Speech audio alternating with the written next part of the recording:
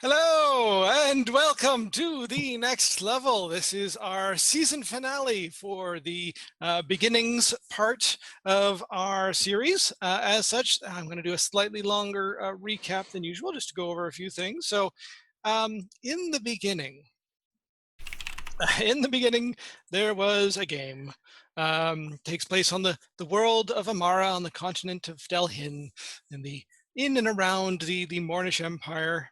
Specifically, there was a region just outside of the empire to the south, west, east that was known as Silver Lake.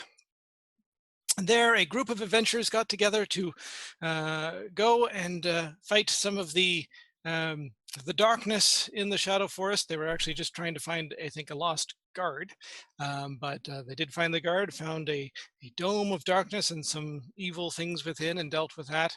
And through their adventures and getting drunk together and other unifying factors before they even returned to Silver Lake, they had started to come together as a group. And after that, went on many adventures. They traveled into a mine to take on some members of the Fire Soul.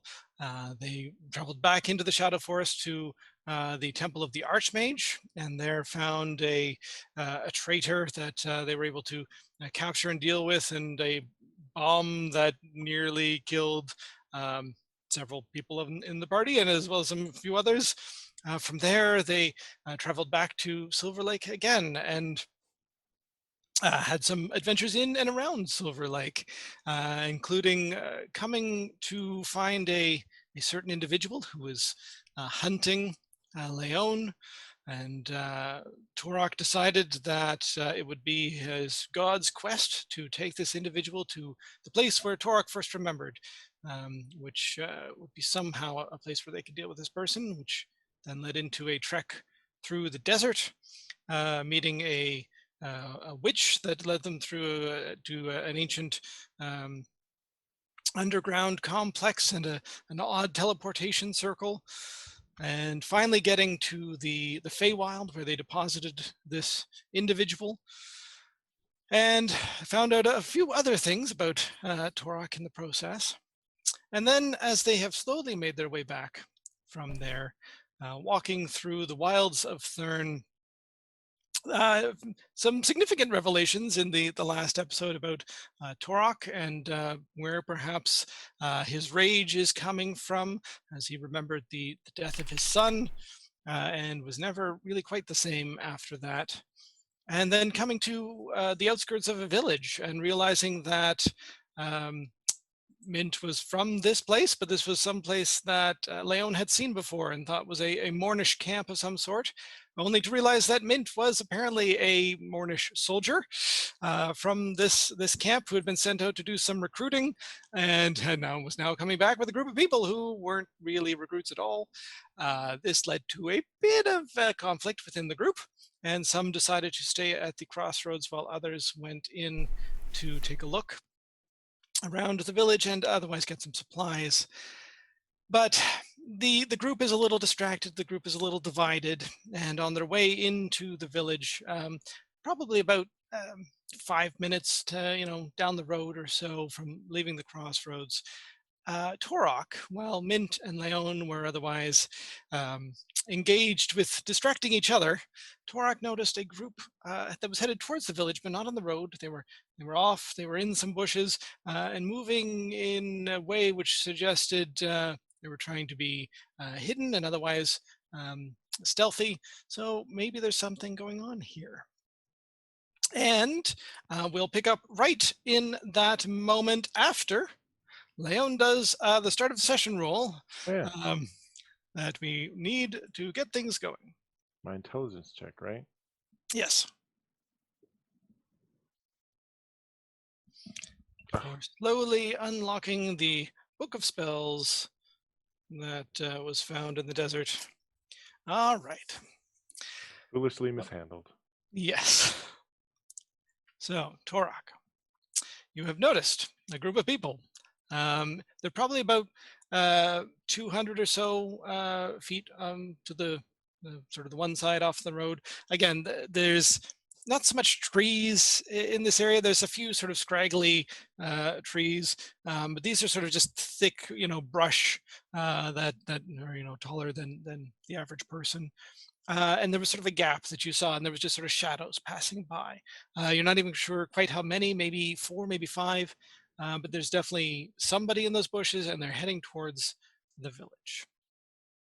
What would you like to do? The first thing Tor would do is to turn to Leon and Mint and say there's a group of people sneaking through the bush towards the town. And then at this point, given Tor's mood, Torok would run after them and not be subtle about it. Purposely trying to get their attention. Okay, interesting. And Mint and Leon, you see this, you hear this. What do you do? Okay, so once Torok points it out to us, we're able to see the people? No. I'm going to say that Torok sort of saw them, and then by the time he told you what was going on, sort of the one gap that he was able to see them through, nobody else is moving through. So there's people have passed that specific area and are still moving towards the village. Okay, but we have a general idea of how far away they are? Yeah. And sorry, how far away is that again? Roughly about, well, I'll give you sort of a specific distance for fun. We'll say it's about 220 feet Okay. off to your right. Yeah, it's more like, are they within any kind of spell range and not most? Yeah. All right. And Torok is now running off after them? Yep. Would I be able to, based on Torok's trajectory, roll perception to see if I can spot them? Or I mean, is you can there both too roll much... perception checks if you like, and see what you can see. Yeah, I mean, I would definitely want to try and get an idea of where exactly Sure. is this. All right. Mint might see something. Yay.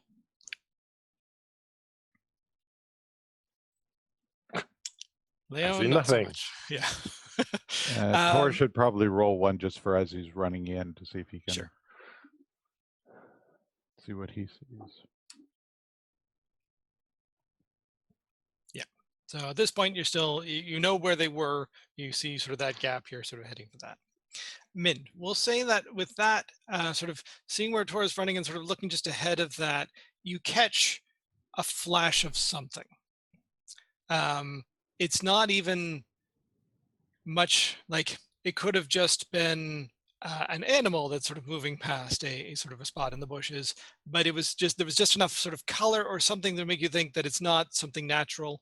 But you could, you think maybe, okay, so that's roughly where they are now, is this spot about, 20, 30 feet ahead of where Tor is heading. I want to clear the distance, so I want to activate my boots to catch up to them and move very quickly. Okay. So Leon, Mint goes running off. Leon, Yeah, so what do you do? Suddenly I'm very much alone. And are these people like beside us, or are they more like ahead of us based on where Torok is running? They're slightly ahead of you. Okay, but So if they're definitely moving off to one side and slightly ahead. But if they're sneaking, then we can assume that they're going fairly slowly. Yeah, they're probably not running through this underbrush. Right. But both of my companions are running through the underbrush. Well, they're not even at the underbrush yet. They're running across the sort of badlands towards the underbrush. Right. And I don't know anyone. I was like, I was going to town alone. And I'm like, I don't know anyone in this town. I can't go into this town alone. I will use this as a bit of a reminder. Which one of you took the recall, Stone of Recall? I have one of them.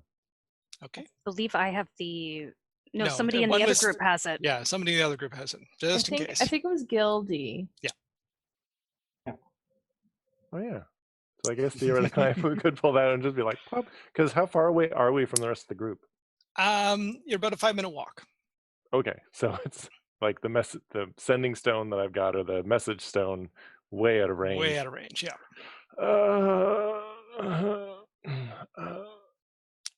I guess Leon takes a moment to kind of look around and be like, should I go to the village? Can't go there.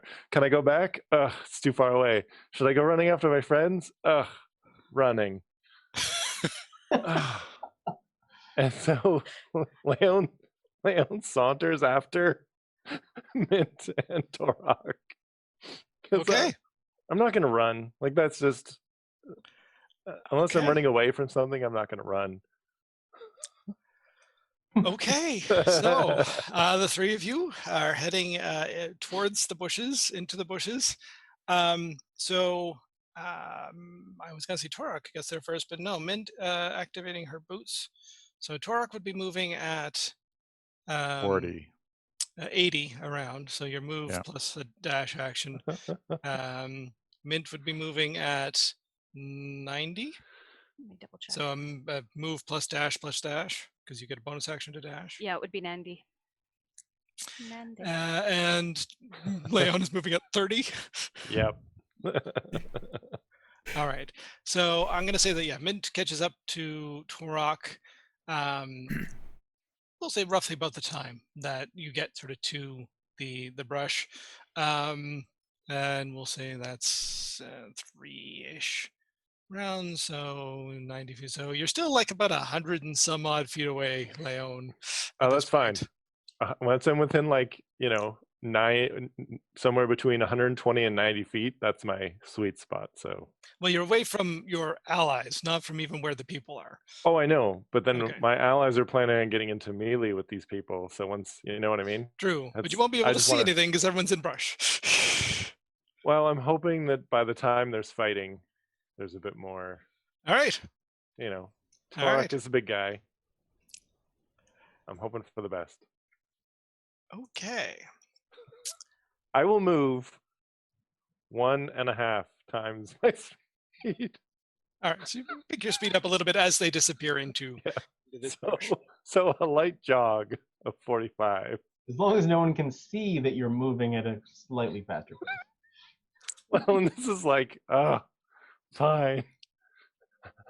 And then I get winded really quickly on Desert. Which is a thing too, right? Like, Yep.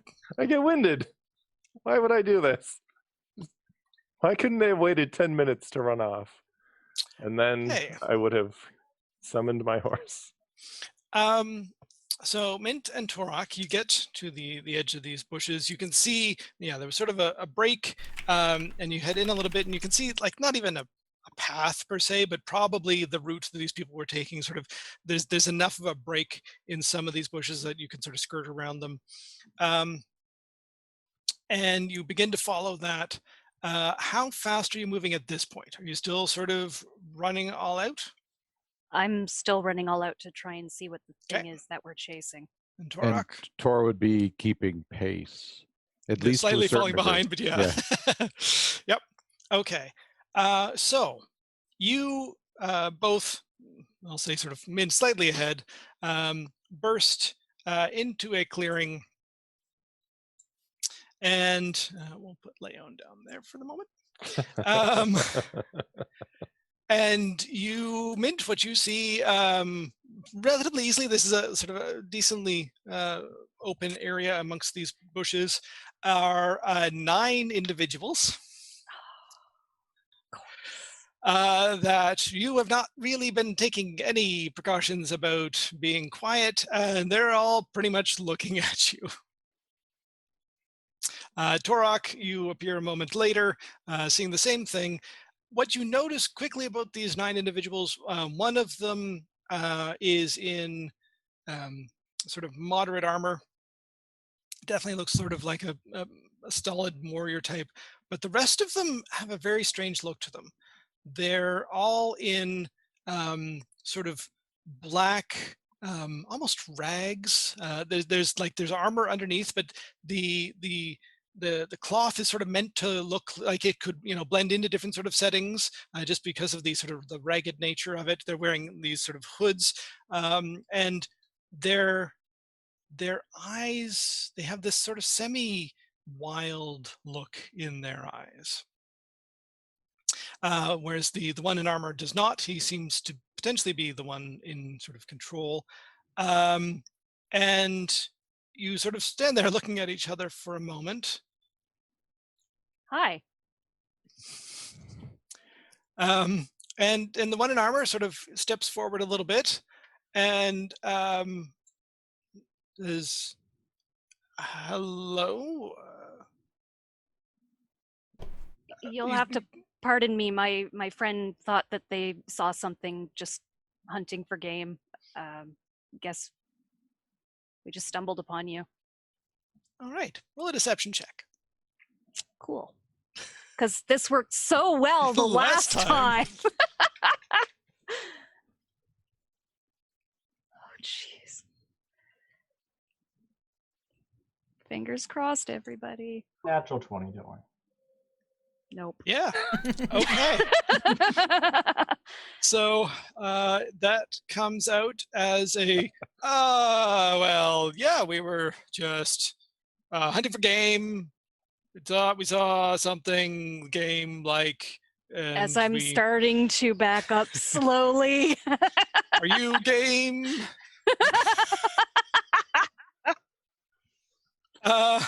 And because clearly you look edible. I mean, forget I said that. he sort of takes a look at you and sort of gauges you and says, "You're not who I'm after.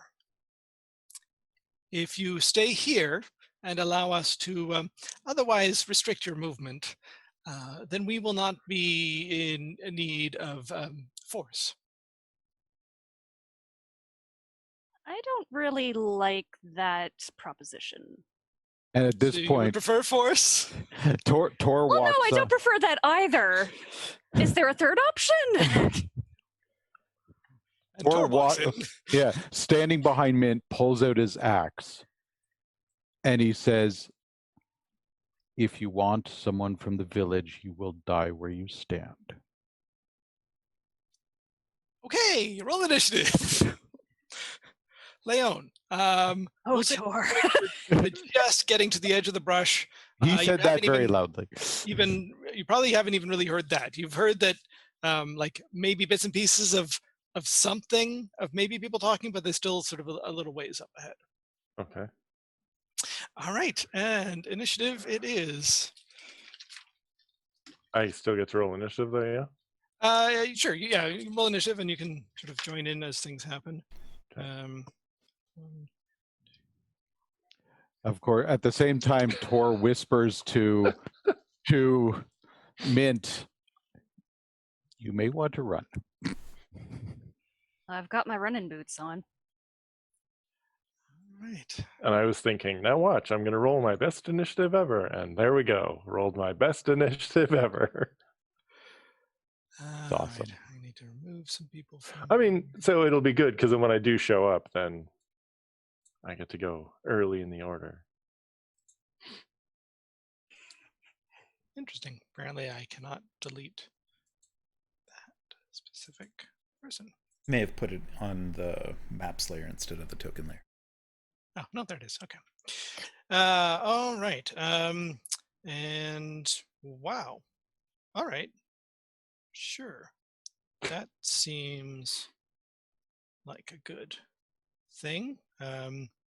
I was going to roll each one of them differently, just to sort of have, different areas in not all of the enemies going at once, essentially one big chunk. However, enough of them rolled very similar numbers that I'm going to do them as 3 chunks.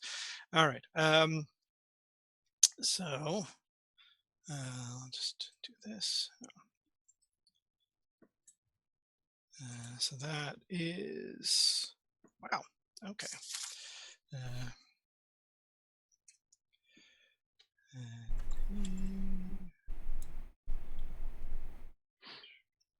One moment, I'm just going to add these in, and we'll add this person in. There you go on, yeah. Okay, so for initiative, we have Leon going on a 20, good. Mint on a 12. Are there really 2 groups of bad guys going on 20? Yes. Wow, okay. Oy vey. Yeah. Indeed. And Torok has a 7. All right. Descending. Oh, nope. What did I do there? I gave the wrong ones to wrong people. This is a 7. And this is a 20. Let's try that again. There we go.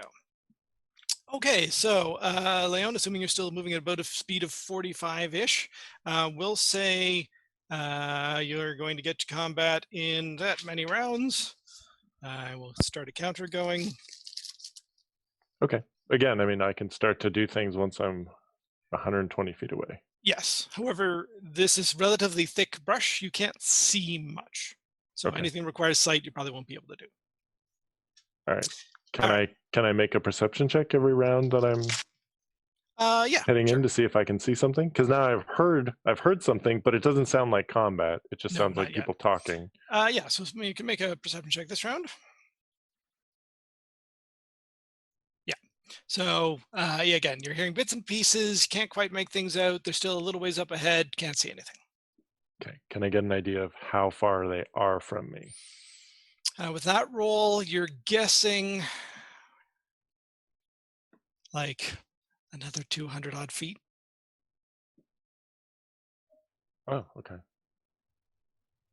Gotcha. All right. All right.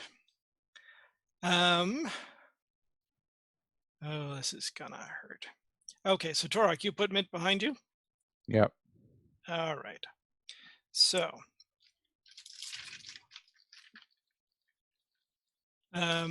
several of actually, we'll say the leader goes first, just to sort of initiate things since they all have the same initiative. He sort of seems a little reluctant to do this, but you seem to want to fight. So he takes out like a sort of a heavy crossbow that's already sort of mostly loaded, loads that up, fires at Torok for the 21 to hit. Yep. I need a D10. Oh, that's a D20 doing it with my D10s. 9 points of damage as this like heavy bolt slams into you and sort of knocks you back a step. Yeah. And then 3 of the others go. And they are using light crossbows. Ouch. Does a 16 hit? No. Okay. But I'm assuming a 23 does. Yes. All right. So 2 hits. Need a D8. And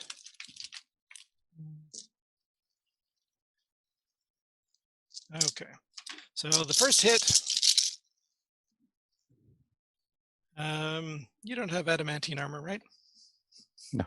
Strange question to ask. I know. No, they didn't roll a critical anyway. Never mind. Okay, first hit is oh, I should actually separate that out. All right, there we go. So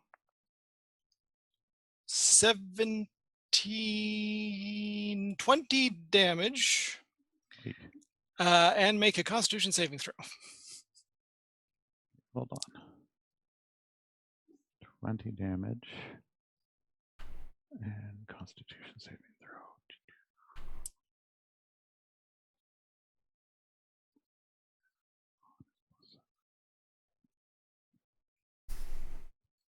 DC is 15. Nope. Okay, so you take another 10 points of damage from poison. Oy. Our offer tonight is, what will Torak's next character be named? Yeah, that was the first hit. Ow. Second hit. Oy. Oh. Yeah, this was a poor life choice. Yeah. Like how quickly agrees. Sweet. So 21 damage, and then you can roll another Constitution saving throw. No, he's going to be dead very quickly. No, it's okay. I'll be there soon. And Mint has a rock she can throw at you. Yes. You'll be fine.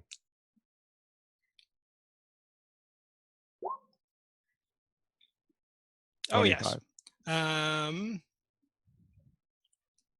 Half on a successful save. So another 4 points of poison. Oy. Yeah. You get the sense that these are trained killers. These people do not really mess around now that you're fighting them. And yeah, you're beginning to think maybe this wasn't the smartest choice. Mint, what would you like to do? Avenge Torok. Yeah, you can see Torok's he's just not taken down like yet, but 3 crossbow bolts, but he's looking really sort of, rough. He's got 6 hit points left. Yeah, I need to heal him because I do not want him to go down. So looking at all of the potions that I have, I do have a greater potion of healing, actually. So I think that might be better for him than possibly hitting him with the rock. Where is it? Equipment. Yep. All right. Greater potion of healing. So I'm going to give him that. It's got 1 charge. Just give me a D20 roll, a straight D20 roll. Straight D20? Okay. Yeah. Boop.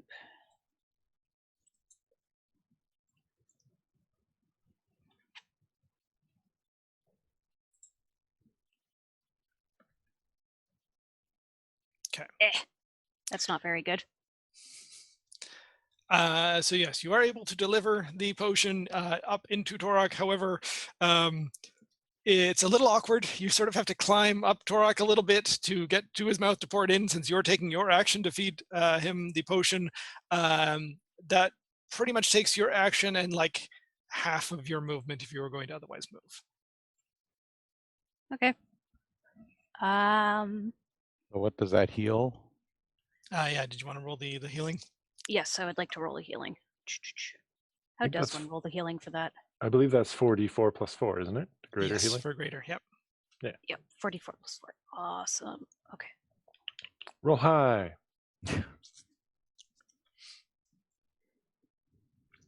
Advanced roll 4d4 plus, no, not d20, d4 plus. I'll take the 4d20 healing. 4d20 plus 4. 13. Okay.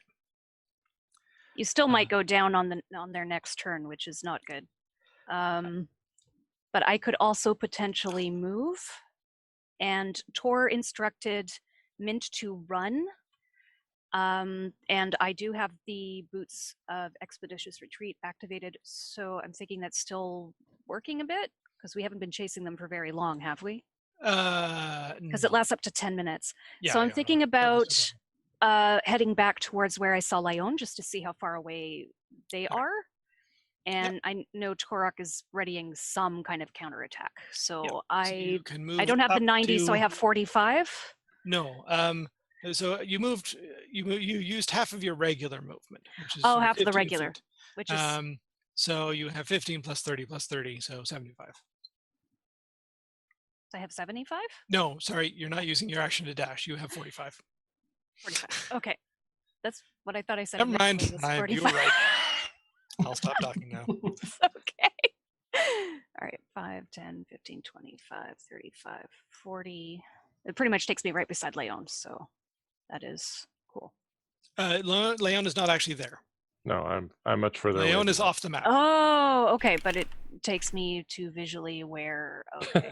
Yeah, you are now also off the map. Well, yeah, what you doing there? Oops. Oh, yeah. I moved me. All right. That's the full 45. Yeah, you're essentially but you're actually running back, sort of straight the other way. You're out of the bush. Oh. Yeah. Okay. You can put yourself there. It's fine. You're off the map.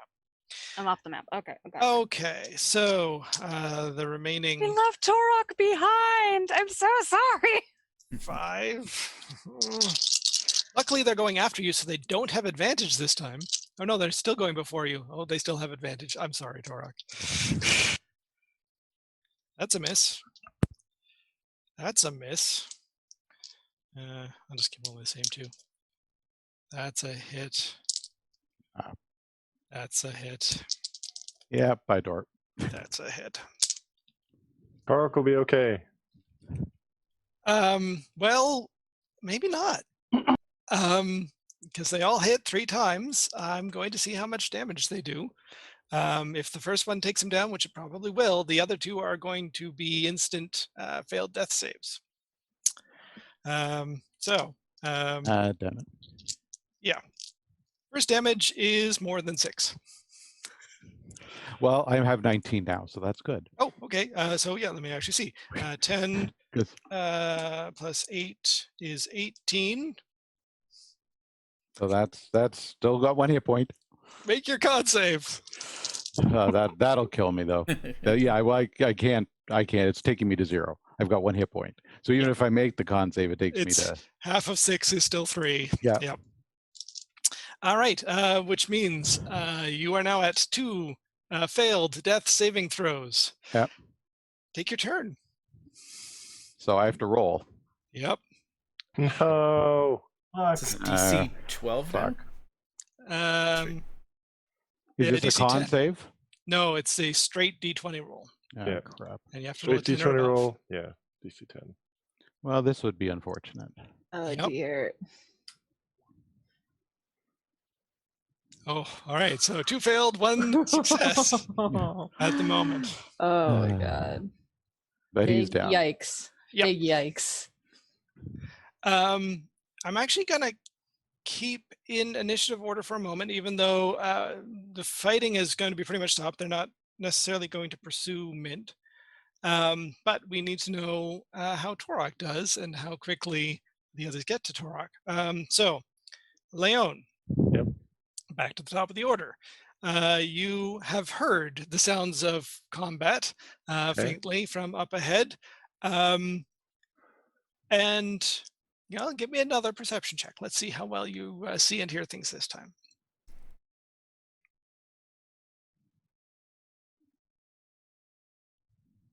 Okay.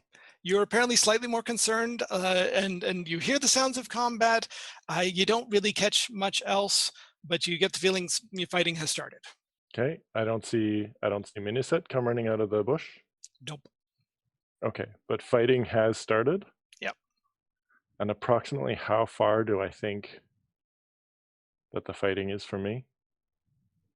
100 odd feet.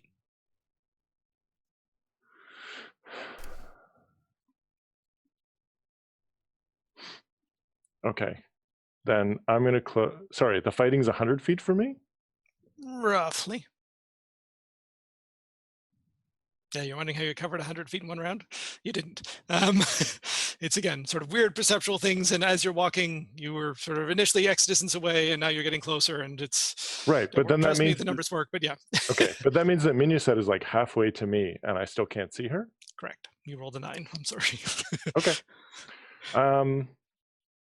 Okay, then I'm I'm tiny, going and I to... must be the height of the bushes. Yeah, well, the bushes are like full human height. They're really tall.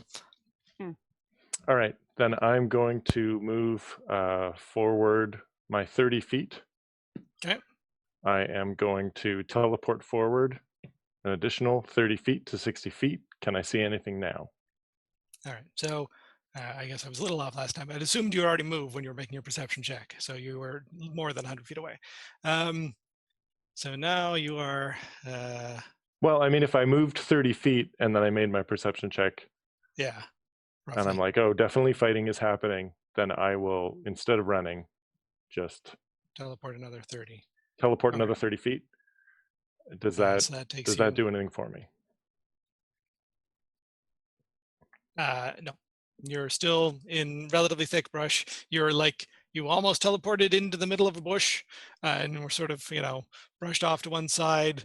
The path is sort of a little bit off to one side because you couldn't quite see the path as you were sort of teleporting. Okay. Then I Misty Step another 30 feet forward. Okay. So I'm going to say that will probably put you within visual sight of Mint. But again, Mint is still, let's do the math. So 90 is 135.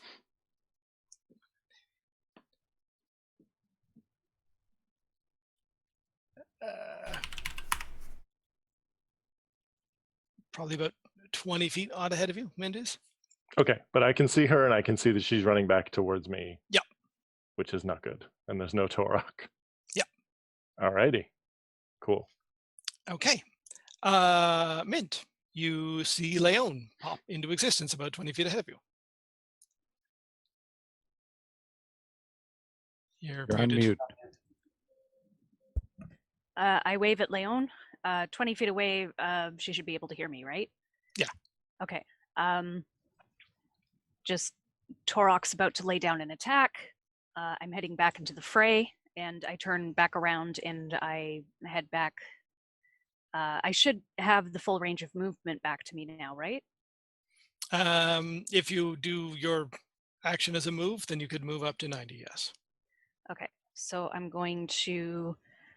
Now, they may have thought that I turned tail and fled, though, at this point. So instead of just charging in full speed, I could go a bit stealthier this time, potentially. Would you like to make a stealth check? Yeah, I also didn't get a full idea of just how many of them there were the last time, because I just kind of stumbled upon them. And I also didn't want to fight them right when it all kind of went down. That just happened really fast. Yep. So yeah, I would like to stealth check and get a better idea on what's all happening. A stealth check. Where the heck is stealth? There it is. Now the good news is I acquired that new armor, so I can actually do this without too much detriment.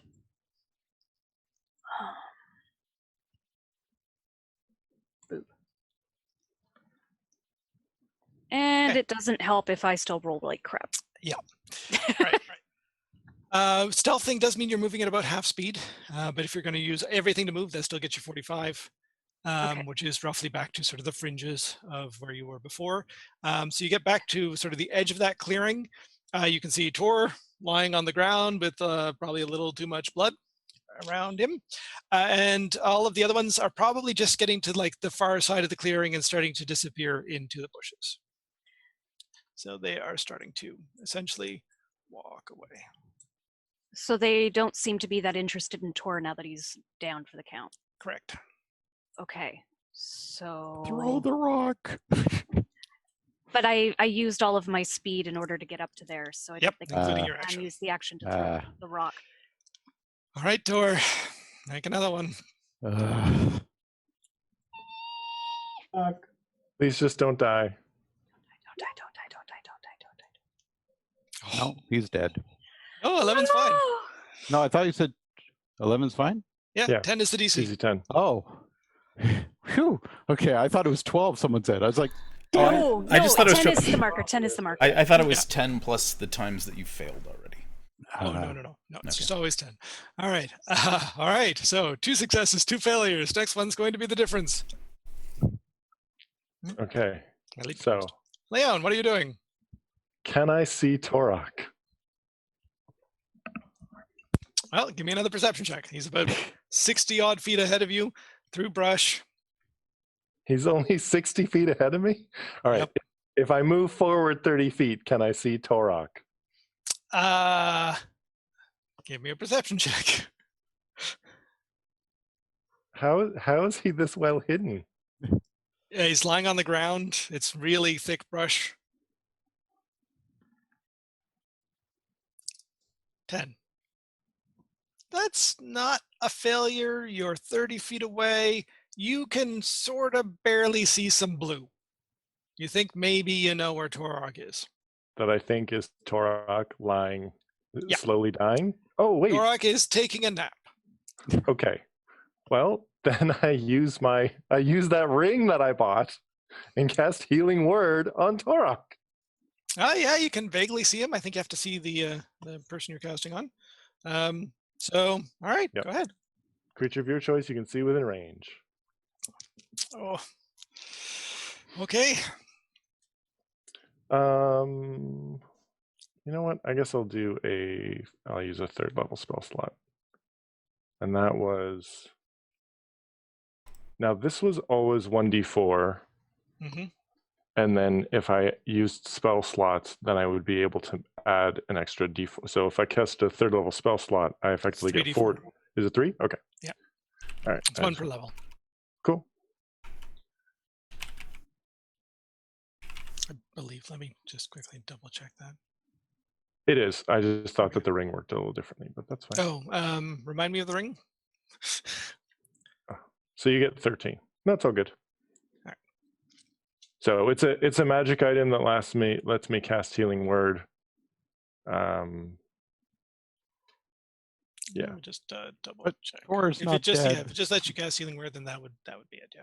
Yeah, but you were having it do some different things. But that's fine. You have 13 hit points. I told you if I could get to you, you were okay because I bought this ring for just such an occasion.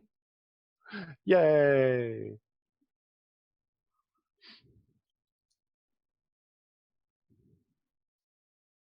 Can't find the ring. It's Ring of Life. Oh, there it is. Yeah. Tor isn't getting up quickly, obviously. Oh, okay. Yeah. So you take a little bit of damage. Oh, do I? Yep. You take 3 points of damage. All right. So you take 1 point for every 1d4 that you roll. Okay. I am okay with that. Yes. So Torok, you sort of, breath returns and you're still not feeling well at all. There are far too many crossbow bolts sticking out of you to feel good in any way. Give me a d20 roll. Just a straight d20 roll.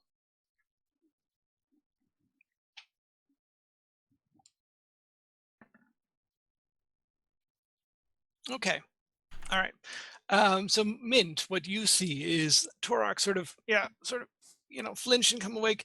Doesn't do a lot of overt, grunting or noises, that sort of thing. That's a sort of a low groan. Taurus does seem to be alive, but the other people at the far side of the clearing do not seem to have noticed. You're still on mute, Tess. Okay, so I can get to him now though, right? Yes. Okay, so I'm just gonna just kind of motion for him to hush. My concern is there's still poison in his system and he's got these bolts sticking out of him. Yeah, how many bolts does he have sticking in him? It was 3 or 4? 1, 2, 3, 4, 5, 6. 6 bolts sticking out of him. Oh my goodness. You're perforated. Okay. And Tor's first comment was, did any get you? No, you told me to run. Because you were going to do something awesome. No, I was going to die. Okay, so Mint, give me a perception check. Okay. Really worried about my blue friend here.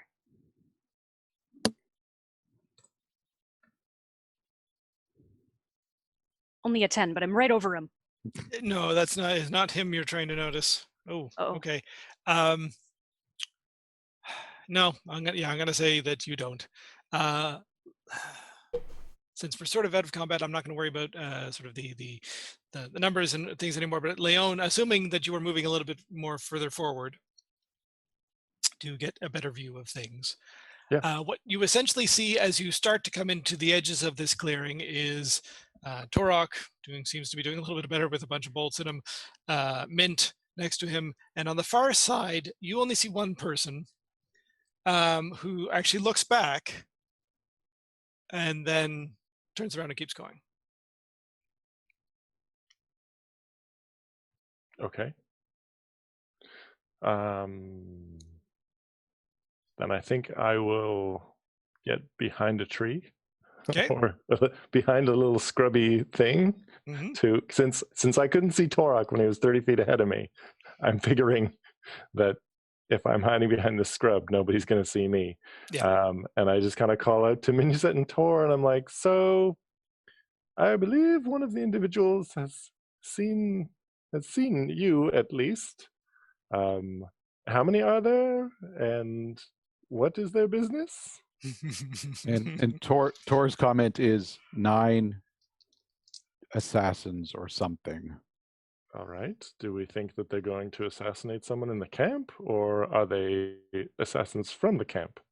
They're going to the camp. Returning home. Jess, you're muted Victorious again. assassins through the bushes. Yeah.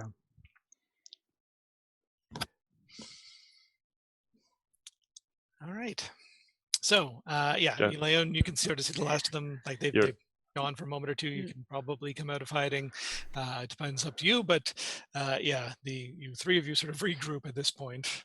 What would you like to do? Well, do we think like that's what I need to know? Is like, are they going to assassinate someone in the camp? Do we need to warn someone? Tor said if they were going to kill someone in the camp, they'd have to go through him, and you saw what they did to him. But All right. Out of character though, which direction is the camp? Is that where they're heading now? Yeah. Okay. Okay. So yeah. How far across is this clearing? Roughly 90 feet.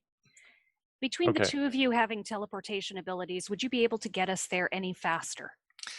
Torok would have to work really hard to get his teleportation ability. He'd have to concentrate, and it may not happen.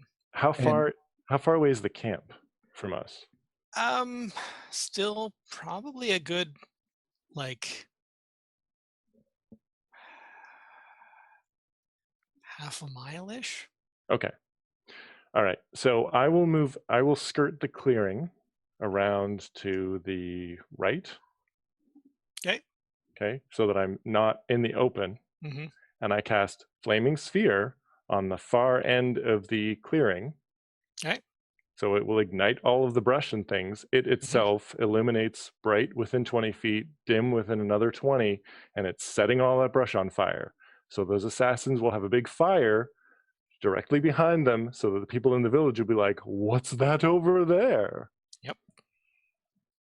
That's kind of a Jacob sort of thing to do, but awesome.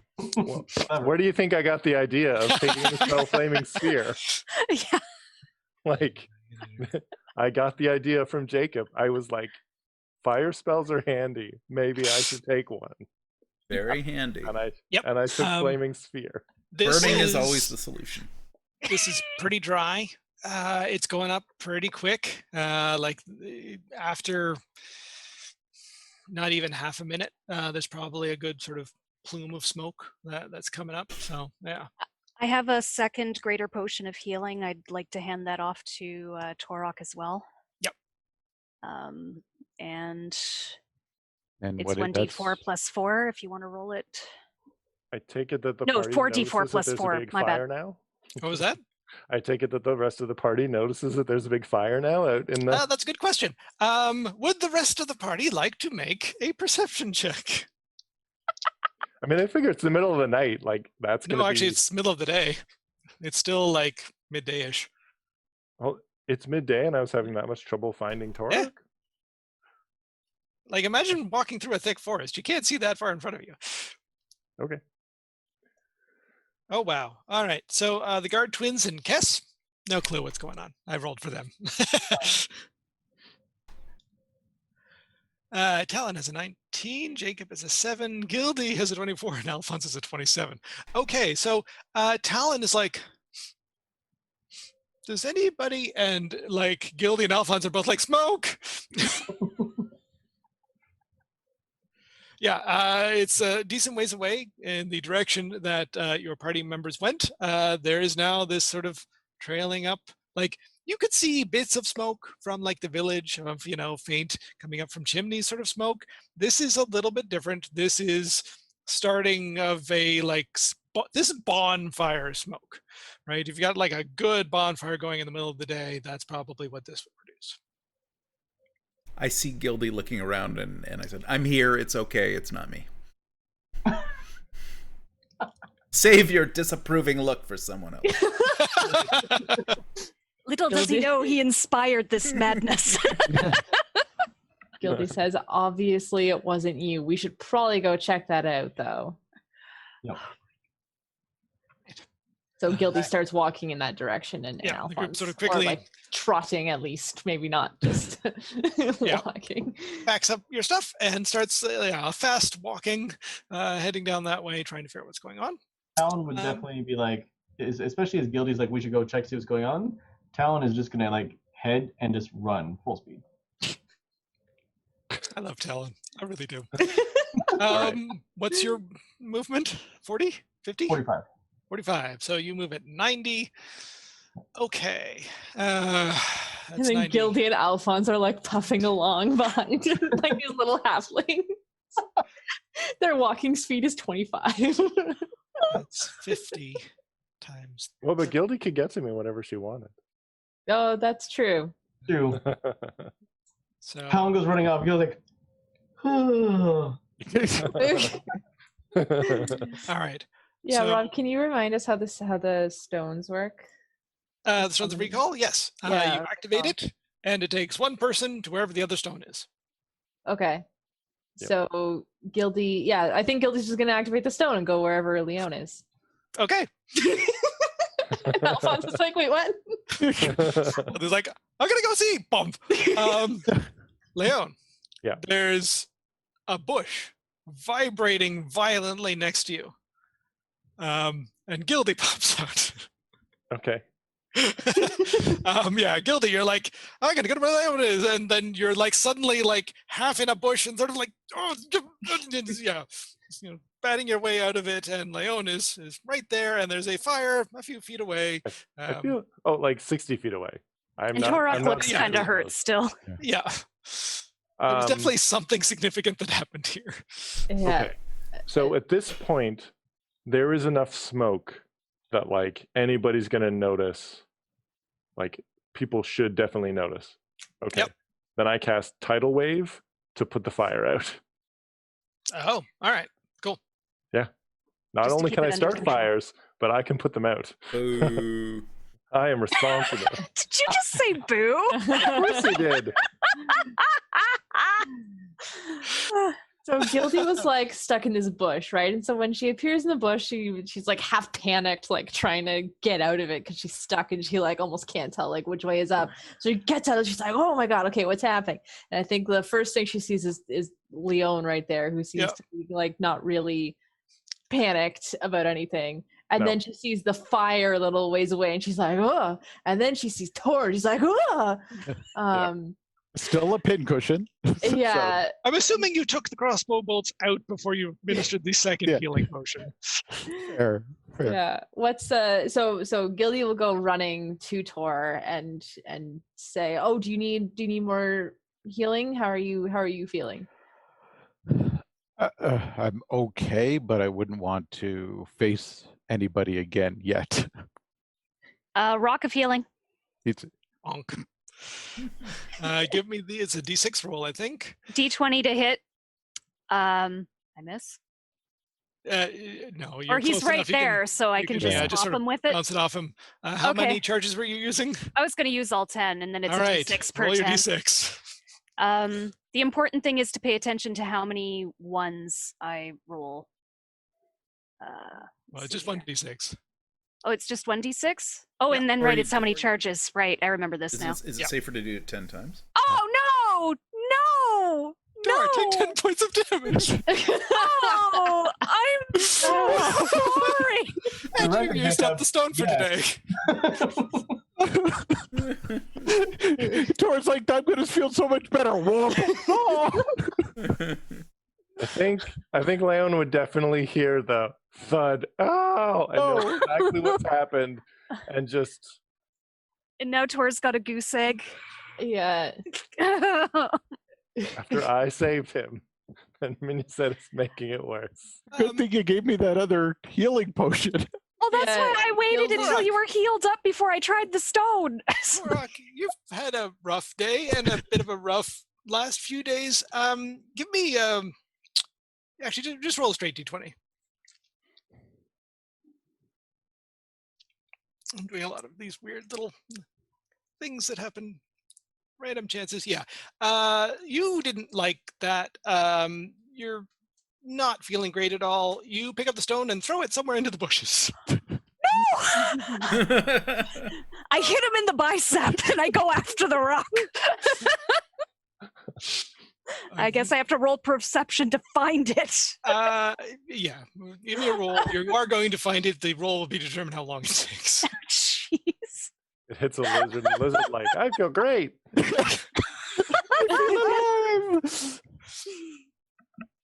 Me. Oh, I'm gonna be in there for hours. The good I was news gonna say is that's- Leon can cast Detect Magic and find the rock. Yes. No, I can't. No, So, can't do it. Why can't you you? think What are you've you got a saying? rough idea where it is, and it's probably going to take you a minute or two to actually locate it, unless people want to move on before then, and then maybe you could come back and find it later on.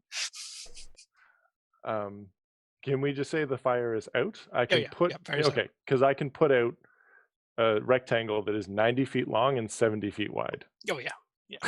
So like I let it burn until it's fairly large, and definitely people will notice, and then just whoosh, this like 10-foot tall wave of water comes crashing down, goes blah, and then puts it all out. Okay.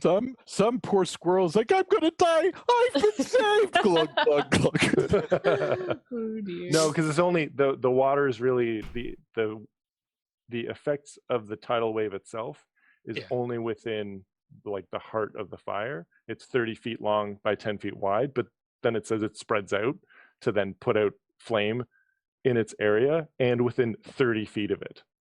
So it puts it out in a huge amount, but it's just water at that point. So, Talon, you give me a perception check. 22. Yeah, you easily reach a spot where you're pretty certain you can see sort of rough tracks that were sort of following them as you're running, and then they sort of head off into the bushes. You've reached about that point. You just keep running. Yep. All right. Back to the rest of the group. Does he notice that there's two people, a set of big footprints that takes off at a run, a set of tiny footprints that takes off at a run, and then a set of like medium footprints that kind of, saunters in that direction? Where he's like, yes, Torok. Oh, and then he said, and there's Leia. It's a Princess Bride moment. There was a great battle here. Mighty duel. For those in the clearing, Mint is searching through the bushes. What are the rest of you doing? So I don't know that I'm really searching through the bushes, considering the importance of what's happening with that group of assassins, though. There is that. Yeah. You have lost the stone for now. You can find it later, but it's probably going to take a little bit of time searching. That's Gildy's gonna fine. cast Cure Wounds on Torok for 12 points. Are all of the bolts out of him yet? Yeah. Okay, good. All right, so there are assassins heading towards the village. And they laid Torok flat out. It's also Gildy 9 to 1. I says- mean, to be fair. Yeah, Gildy says, sounds like people we maybe shouldn't be messing with. I don't know who they're going after in the village, though. Well, I've done what I can to alert the village. It clearly has made a bit of an impact. Hopefully, I mean, I don't know how anyone could not see that huge billowing cloud of smoke. But the area is dry. It's a farming community. They're prepared for should fires happen. They don't know about the assassins still. If anything, it's the fire brigade that's getting together. They don't know about what type of warning danger that something is going on, right? They might at least be on a little bit of alert, I suppose. Is what they are alerted that something is happening in this direction, and if assassins, the last thing they'll want is for people to be alerted to their direction. So they might change direction, but still enter the village. Although that would be difficult. So where you are at the moment, there's a bit of a rise off to, I'll say if you're sort of facing towards where you think the village is, which is south. There's a bit of a rise off to the right. Not that significant at the moment, and not particularly sort of abrupt. Sort of, you can see like just above some of the scrub that sort of goes up, and there's a bit of a ridge line that starts to form, and you can actually see that it actually sort of gets a little bit higher, getting towards the village. So they can't really go that way unless they're going to climb the ridge, and they can't really go the other way because then they're coming out of the bushes and they'd be seen. The bushes, as far as you know, and sort of thinking back, Mint, there is this sort of line of brush that lines this ridge line that goes almost all the way up to the village, but it's not super big. And yeah, eventually they would have to come out So, yeah, there's not very many different places they could go at this point. Okay. We have put a significant kink in their plans. Yeah. How close is this higher ridge? Again, just to get up onto sort of the easy part of it, it's probably like 50, 60 feet off in one direction. Okay. How high does the ridge get? Probably gets up to like 40, 50 feet at the highest. You can't quite see that spot, but Mint might mention something and you're sort of thinking from how it goes up that maybe it sort of keeps going up. And yeah. Okay. And it's only 40, 50 feet away from us, and we're figuring nobody's going to be up there? Yeah, you can ask Mint, and Mint would tell you that there is a guard tower that is at the top of that ridge that sort of overlooks the village. Well, then the guard tower is certainly alerted to the fact that there's a fire and things going on here, and so we should be good. And I'm not going to go over there and be all alone, because that would be a bad idea with the guards. Which is what I was going to do, to get a look, since I don't have Ranu and can't just send Ranu to go scouting for me. All right. What say we just wait for our companions and head into town and see what happens? Okay, so you're gonna sort of head back out the way you came? That's what I'm proposing, because I'm like, oh, I could go look at the ridge. There's a guard tower. Forget that idea. Okay. Anybody else? Any opinions? You gonna follow Leon? I think it's better to close the gap between us and the direction the assassins are possibly heading. You are going to be going through some recently pretty nasty burned... area now, and soggy, and Tor is in no burnt position probably to fight. Yeah, Please, if for you a have to bit. catch up to them. What is Gildy's thought on this? Gildy is a little apprehensive. I think she'll go with Mint, just like so that things are Well, safer. Mint is proposing going. I don't know if Mint is actually going. And Leon is proposing going. Leon is not. Leon is not just walking off, being like, "Let's Leon's go." proposing going in one direction. Mint's proposing going in the other direction. What were the directions they were proposing? So Mint is heading essentially straight for the village from here, which will be following the assassins. Leon is saying, let's go back out to the road, which is directly away from the village a little bit, and then sort of, or you could cut straight through the brush, but that would be a little bit harder. So Leon is proposing that we join up with the rest of the party and then head into town. Yeah. As opposed to just the few of us, including a very injured Torok, just stumbling through the bush that we know is full of assassins. Yeah, Gildy wants to do that. She wants to go back to the road and with the rest of the party. Will Mint follow them? I'm not going to want to go after the assassins by myself, seeing what they did to Tor. I'm going to go with the group. All right. You get about 20, 30 feet back into the brush away from this clearing when Talon runs up to you. Whoa, Talon! Little late to the party. Look, Gildy beat you.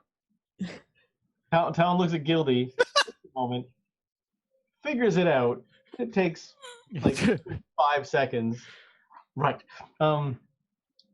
What happened? Tor's hurt. Do you have any healing components on you? Might help him out a little. Although Tor could probably use his own healing potion as well. And you're probably talking as you walk, going back the way Talon came. Yes. Yeah. Yep. So we encountered some assassins. They took Torok down and carried on towards the village. We assume they're heading to the village to murder someone, so I created a fire so as to alert the village that there was danger in this direction. We are now heading back to the road to join up with the rest of the group, since there are 9 rather dangerous individuals, and heading into town to see what we can do. Okay. Yeah. Everyone else is coming slowly. Do we need to stop them? Do we know who they're going to attack? Don't know the target. Didn't get to have much of a conversation. The impression I get is that they just shot Torok and then several times wandered off on their merry way. All right. Talon looks to Mint and says, do we need to tell your village? I think Leon has done the best job of trying to alert them to danger coming from this direction. that we could probably get a message through to. Okay. If you need me to go, tell me. You are the fastest runner, but I don't want to send anyone off on their own. I left Torok alone, and I'm just not willing to do that again. These guys are very efficient at what they do. Okay. Although Torok reaches into his pouch and pulls out a potion and goes, "This might help." Potion of invisibility. Oh, you sneaky little. Okay. You are the fastest one, and my boots are out for the day. Well, yeah, you and Talon are. No, Talon's actually slightly faster than you. Yeah. Well, 90 versus 90. It's basically the same. Well, yeah, but the boots have now run out. I was thinking Torok versus Talon, but yeah. Right. Okay. Yeah. So we'll say that roughly you come out of the bushes about the same time that the party gets to sort of that point of the road, and you are able to meet up and otherwise explain quickly what happened as you're heading towards the village. Yes, is the plan to take the potion and run?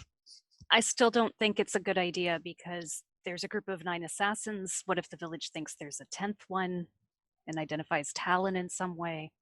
Yep. Well, yes, and we're also unknown to the village, so Yeah, because Talon doesn't know them and they don't know Talon. He could say, "I know Mint," but like, Mint should be very clear. Here's where to go. Ask for so and so, or talk to these people, or whatever. But yeah. If that is her real name. Oh yes. How strong is Talon? What's Talon's strength score? 11. That is probably enough to carry Mint if you wanted to run into the village, and Mint knows people. If you want to go. And you'd be invisible carrying. Well, a flying gnome right away, but Yeah, I think we wouldn't use the potion. Yeah. We would just go up very, very quickly to announce what's going on. Yep. I still don't like the idea of splitting us up after what I've seen. So we do have a rather easy way of getting another 3 of us there. If you take the Stone of Recall with you, They've just added and 2 our 2 rather diminutive friends, Gildy and Alphonse, hop into my bag of holding for a moment, the 3 of us can be transported to you instantly. That is true. Because they can survive in the bag of holding for 10 minutes. Well, but there's 2 of them, so doesn't that like reduce the amount of time? It reduces it to 5, yeah. Simple math. Technically, you could have as many people as you want in there. It's a decent enough space that you could probably fit 2 small and 1 medium creature, and divide the breath by 3. We just have to time it that we know exactly when you're going to put the people will go in the bag of holding, so we can then activate the stone. Otherwise, it's like Leo's like, too soon. It's just me. Gildy says no. straight up no. I will not go in the bag of holding. at least one of me then I could come with. Alphonse shrugs, and Alphonse is like, okay, I would do it. I'll do it. And Gildy kind of like hits his arm, like, no.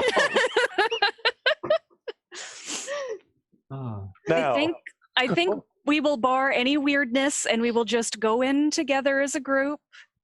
All right. I think we'll just go in together as a group. As quickly as possible, but not too quickly. Which isn't as possible. Exactly.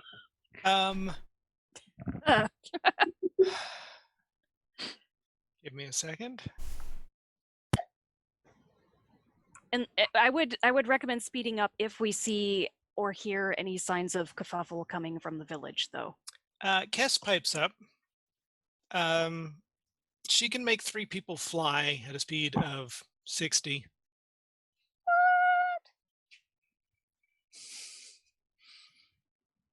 Yes, that's amazing. That's kind of cool.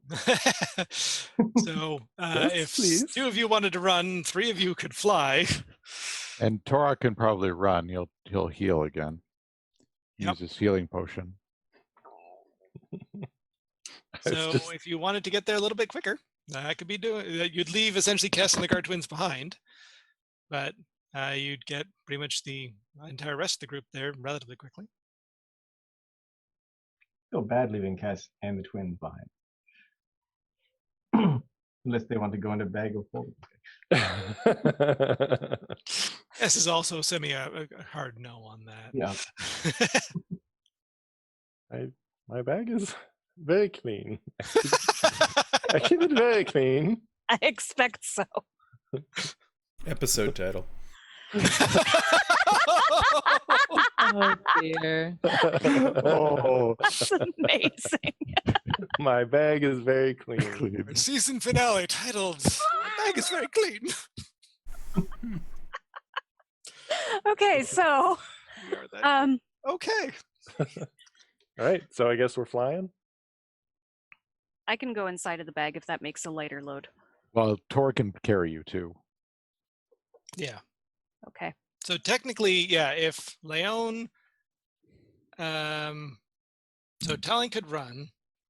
If Leon, Torok, and Jacob were given fly, some or more of them could carry Gildy and potentially Mint and Alphonse. And now Alphonse is a druid. Can't he wild shape? Probably. Oh, he could, totally can. Can't he wild shape into like a horse or something that could run? A small bird. That does seem And like a then- possibility. And And then then- Gildy Yeah. could ride him. Don't worry, his bag is clean. I couldn't resist. Couldn't resist. There. Yeah. Is this episode going to come with some kind of rating for children? I mean, didn't we like just say to this warn is- people about content No, those Didn't we horse say this is saddles. going to be an R-rated? or settles. Okay. Yeah. So yeah, he could probably turn into a pony that Gildy could ride. So that's 2 of you, 3 of you are Sure. flying, and then Talon's running. Yeah. Yes. There you go. All right, sweet. All right. So I will give me one moment. Pop over to another map. All right. So what you see approaching from the north of this village, especially those of you who are flying and a little bit higher up, there's definitely some commotion in the village. Yay. Oddly, I'm going to zoom out here so I can roughly see something. You know, where's Waldo, man? Yeah.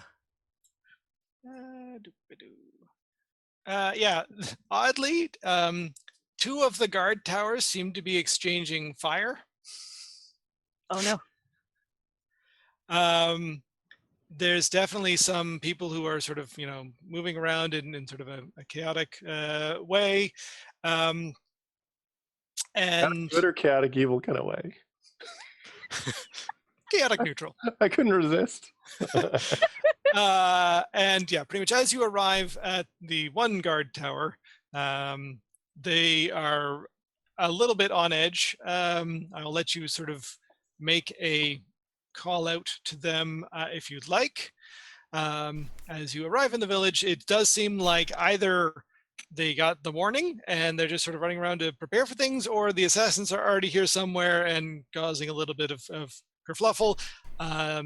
Almost certainly think that 1 or 2 of the assassins has taken over the guard tower on the ridge and is using that as a vantage point to attack people in the city.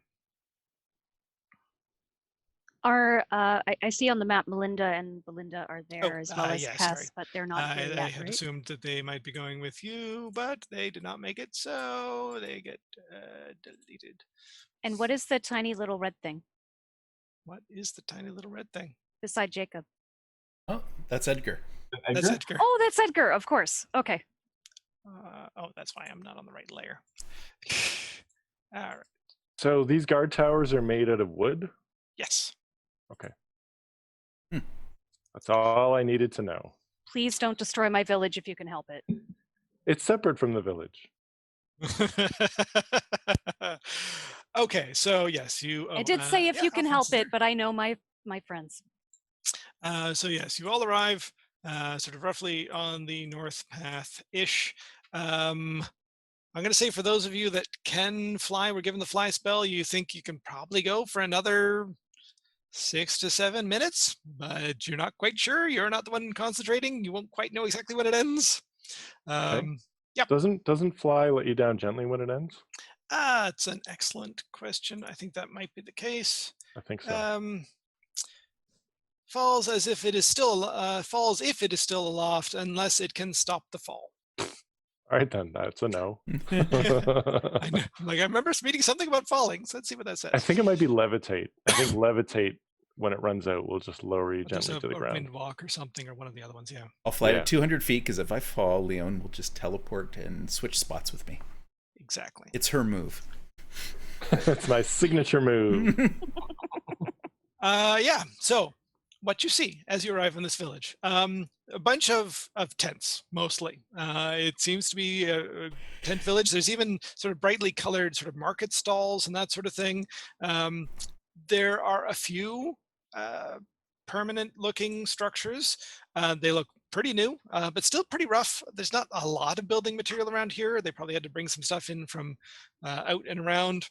There's one or two sort of larger buildings, look like more sort of town halls or sort of central meeting areas. Mostly the middle of this town is sort of market stalls and you know, various different types of fruits and vegetables, the things that probably have been growing on the farms around here. You can see some, especially for those who are flying, you could see farms off in a couple of different directions just outside of the village. Yeah, any other sort of things of note on here?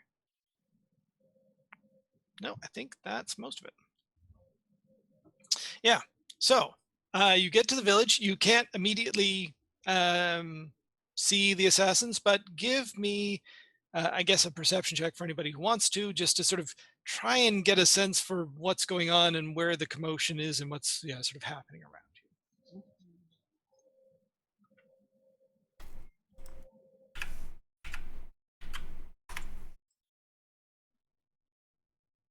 All pretty consistent.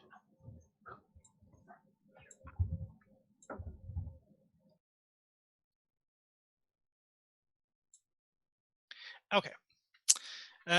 Perception 18, 12, 17, 19, 22, Torok. I think Torok's going to take an amberberry at the same time. Nice. Okay. Because that'll give him 20 temporary hit points. Nice. Bring him close to max.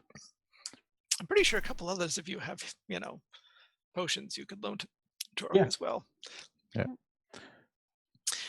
Okay, so who rolled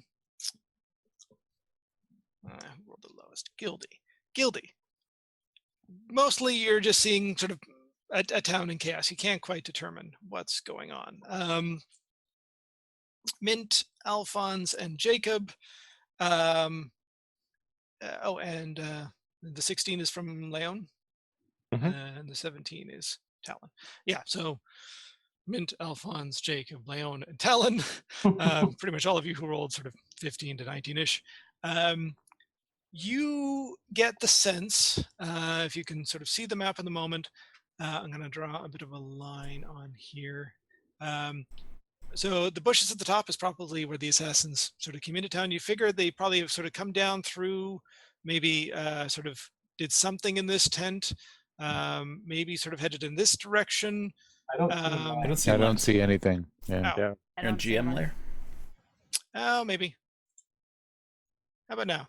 Yep. Oh yeah, there's a line. There we go. Sorry. So yes, came out from the bushes, might have done something in this tent, have probably proceeded sort of down in this direction.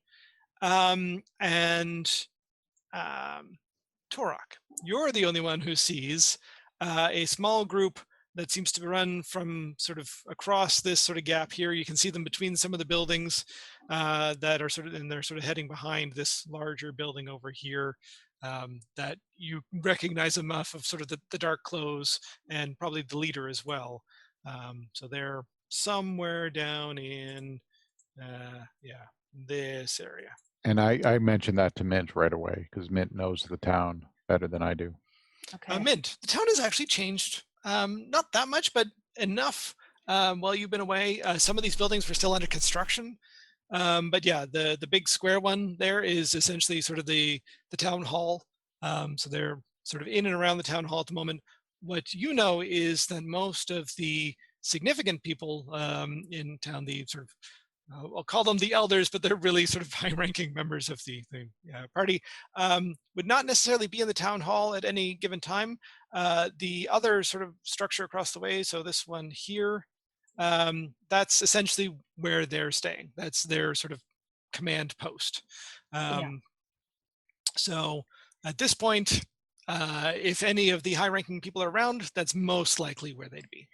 And what I'm thinking I would like to do is to kind of make it, it's hard to use this. What is going on here? Boop.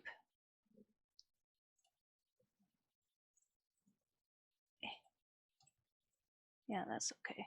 But what is happening here? I'm going to just move some of the people on here around a little bit because they have sort of been running and trying to figure out what's going on.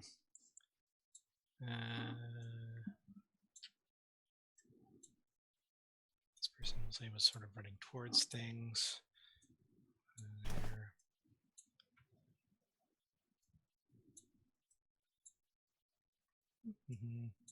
Yes. So sorry, what were you thinking?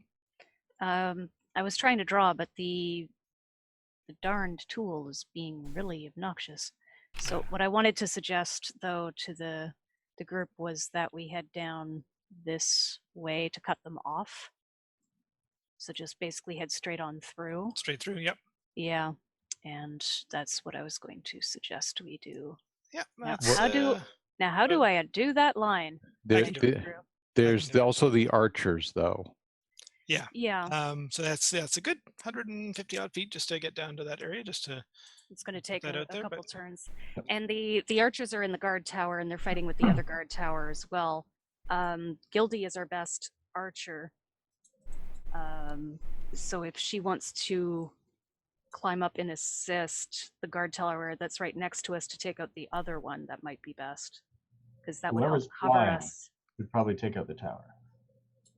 That's true as well. Who has flight cast on them? Tor does, but that's, again, we don't know how long that'll last.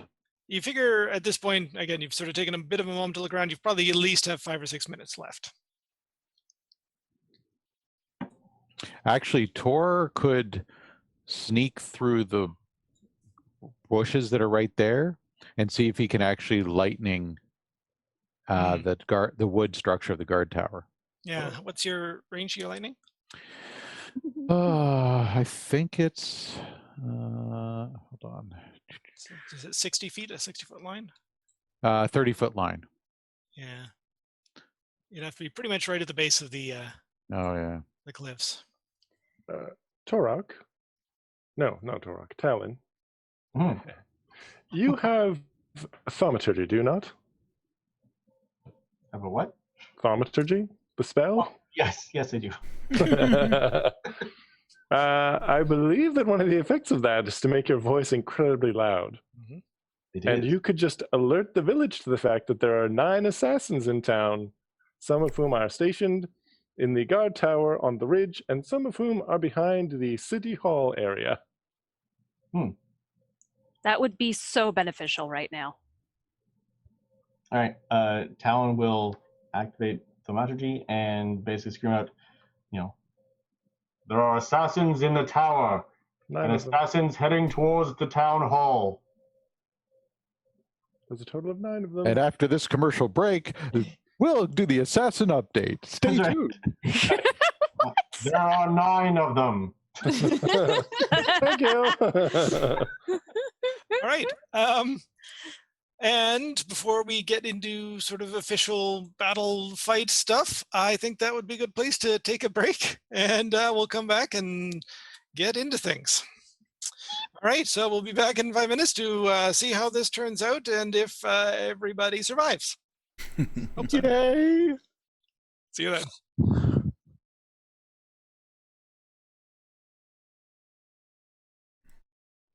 Hello and welcome back to the next level and our Daring Do season finale. We'll see if this is part 1 or not. We're already starting to go a little bit late and we're just about to start a fight. So we'll see. Okay, so I guess simplest way to do things is let's roll initiative. And this time I'm just gonna write this one down. Okay, Yep. so there's my usual initiative. all right, so There we go. Min's got it. Alphonse. Or does my not. Lord. Gildy has a +7 to initiative, and Alphonse has a +3, and yet Alphonse handily beat Gildy in this one. Switch this. But Tor's okay rolling poorly now.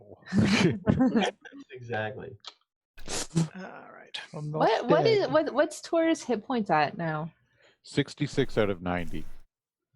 You Yeah, Okay. so we might want to give him another potion. You were walking there. He's still got like 3 times my hit points. And he's like, I'm still so hurt, guys. I'm like, Mint is partially to blame for 10 of those points. And But 20 to be of those fair, are temporary. 20 of those are temporary. I gave you though 2 of my greater potions of healing. You ingrate. He's not mad at you. You chucked my rock. I'm mad at you. It was some spur of the moment thing. He took some damage. Wasn't really prepared for that. Didn't like the rock. I hope you find the rock. We have a 6, Better. 19, 11, 17, 14. Okay, so I'm gonna get these down. All right. So yes, Torok, do you want more healing potions? He will accept more just so he's going in with a bit more, given how 17. bad that went. All right, you can roll. So Talon has 2 graders and 4 regulars. 11. Just one, whatever he's willing at this point. All right, well here, take 2 regulars, so you can roll. It'll be 44 plus 4. That will probably be enough to get. Oops.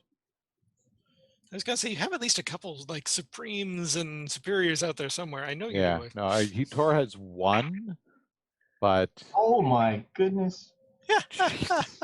wow. Wow.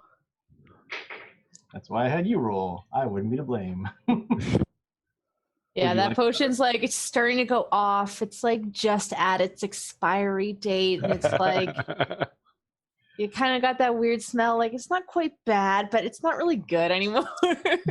Okay, so now he's at 57 of his original 70, and that's 77 out of 90. So I think he's okay for now. That's good. You sure? Again, you've had some time on your way here. Yeah, that's Where true. the ride starts. And you're about to- He'll roll his other. He's got one other potion of heal. He'll roll his own. So we know we're kind of going into potentially combat situation. Do we have time to cast a couple spells before we kind of get into the initiative order? I'll say that you can all have at least gotten 1 spell off. So you got into town, you were definitely looking around trying to figure stuff out. There would have been some time before you're like just running into things. So yeah, definitely if there's potions you want to drink, go ahead, and sort of 1 action that I'll say for free if you want to otherwise set something up. Okay, feeling a little wary, Jacob's going to cast See Invisibility. Nice. Just in case. All right, so 8. 4 is Torok. All right, do I have everybody? Jacob, Mint, Alphonse, Gildy, Talon, Torok. Where's Leon? Leon's at 6. That's where. Yep. Okay. My usual Jacob, 6. Mint, Alphonse, Gildy, Talon, Leon, Torok. Yep. Okay, that's everybody. All right. Torok, given your previous perception check,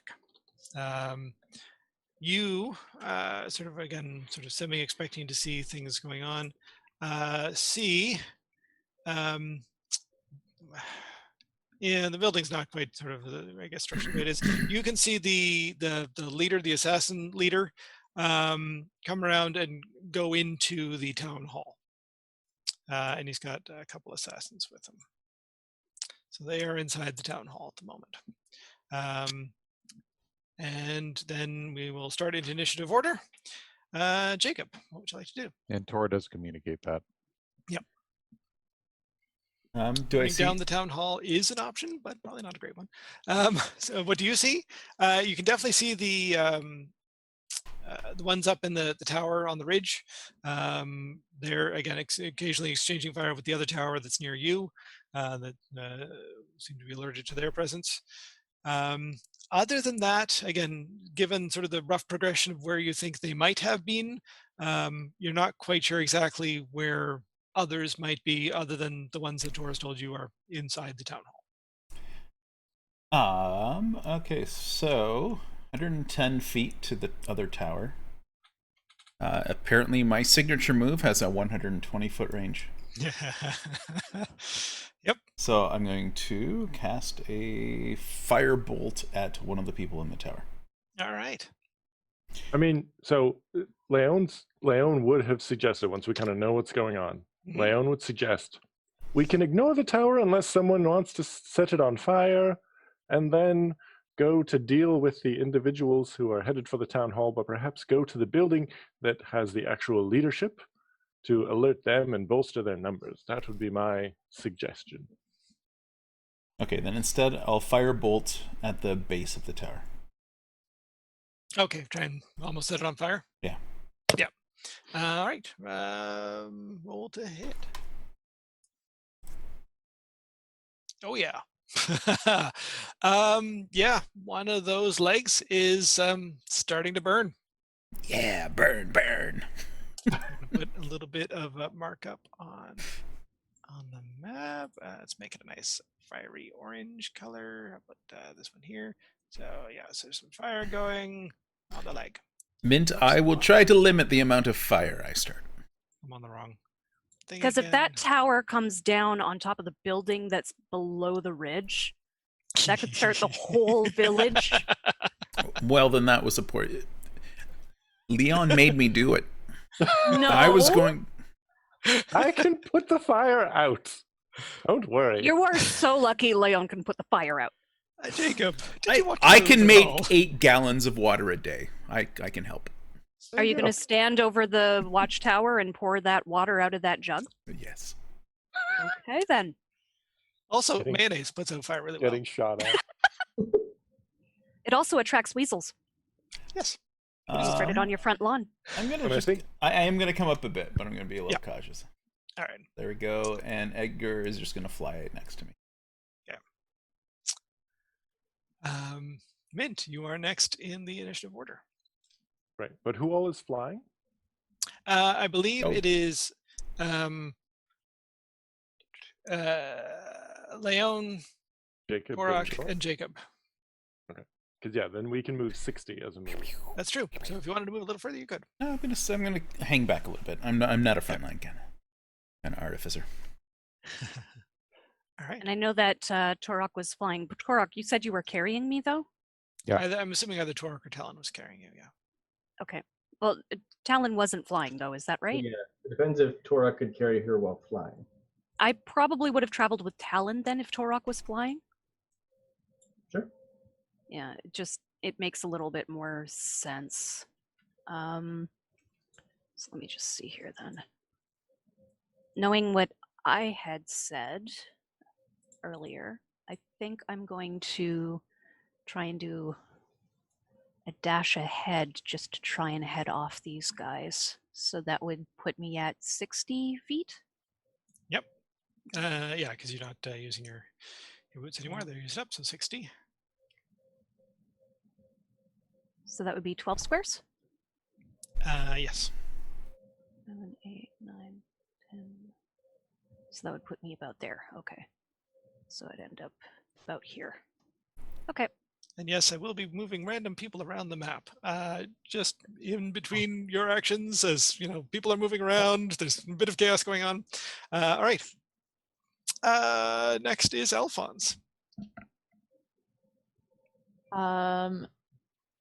Okay, so Alphonse is seeing all this chaos, and he's like, "Whoa!"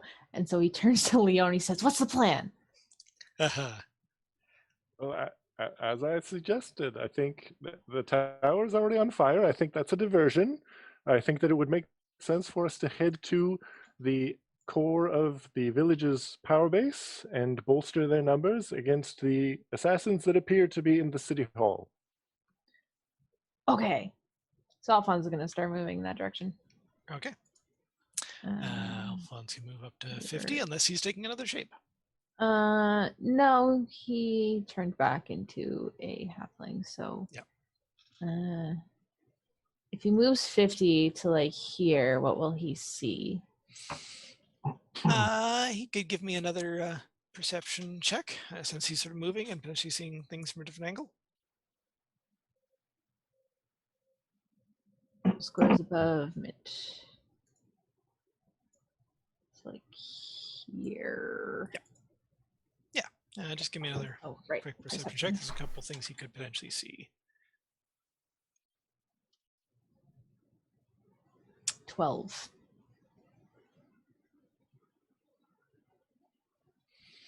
Yeah, I'm going to say that's not quite good enough. So didn't see anything of note as he got to that place. Okay, he's probably going to dash and take. That would be. Oh, of course, yeah. Yeah, that was the dash. Yep. Yeah, okay, then he's done. Gildy. Gildy, okay, so Gildy is probably going to take out her bow, and she's eyeing the ones in the tower. Mm-hmm. Can she aim at them from here? Would she have to climb up into the other tower? No, I think you've got a decent enough line of sight. You may want to sort of move. Yeah, they're sort of within range of a longbow. I think longbow is 120, 150. Yeah. You probably might want to move like down just a little bit, so that you don't have these bushes in your way. But other than that, like from here, you'd have a fairly nice, clear line of sight up to them. Okay. Then she will move there and she will fire her bow. Okay. This is her first turn in combat, so she gets a whole bunch. 3 attacks. I think so. No. Right. Is it 4 attacks? Yeah. Yeah. I forgot about you get a bonus one on your first turn in combat. Yeah. Okie dokie. Wow. So it's a 27, a 4, and 11. Oh, it is just 3. First attack, second ranger. Oh no, because I did. Sorry, I wrote it out in a confusing way. Yeah. Okay. So 27 or 4. Okay. You're aiming just for one of the 2 people up in the tower? Yes. Okay. We'll say the person who's like closest to me. Yep. 11 misses. 13 misses. 25 hits. Another 8. Okay. Yep, they take a couple bows. She throw your bow at them. Oh, yeah. And are looking quite hurt, but they're still up. And that was her hold. Yep. You could move more. She'll stay right there. Okay. Mint, you can probably start hearing the sounds of fighting from inside the town hall. Talon, what would you like to do? So based on Talon repeated what he was told. Does Talon know from the map where to go if he's going to run towards the town hall, since that seems to be the place to go? Following Mint would essentially be, it's the big building, big square building. I think she mentioned that. So, yeah. All right, then Talon's just going to book it as fast as he can there. All right. So a double move would be 90. Yeah. Run right past a bunch of villagers. Some of these look like villagers, and then some of them are pulling out like rifles and pistols and Yeah. Yes. Once Talon gets inside, it's going to be a question of how do I know who's a bad person? Because I don't know anybody and didn't see what the other people look like. But we haven't gotten there yet. Yep. Talon, lay out. All right. So Leon is going to fly to here. All right. So you're above the little stall thing? Yep. Yep. Okay. Does it seem like it's sturdy enough for me to land on it, or do I figure I should stay hovering? You're not like a extremely heavy person. I'm a not heavy person at all. Yeah. I'm a very light person. Yeah. It's not like it is a solid structure, but it's not like a solid roof. There's definitely canvas here, but you're thinking like this canvas is even fairly solid. You could probably like gently lay on the canvas and spread yourself out and probably be fine. There's a couple beams that you could probably balance on. No, I'm flying. I'll keep flying here. Yeah, but you figure if you fell, it probably wouldn't be too bad. Okay. From here, what can I see? You are up a little higher because you're flying. Give me another perception check. Okay, and then I'm going to save my action for like figuring out what I want to do.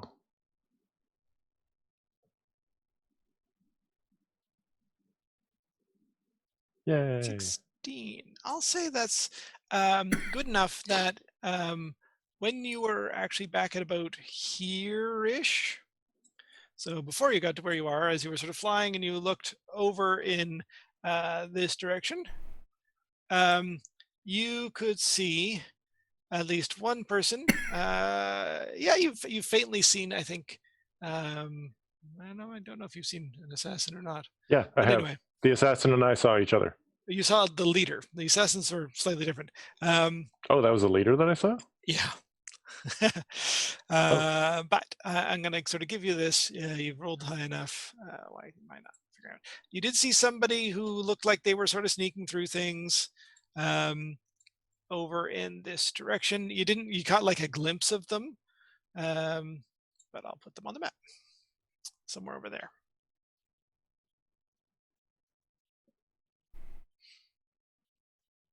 So yeah, over here.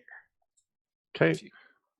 Then I will use my message stone. Okay. And I will relay that information to Gildy. Yep.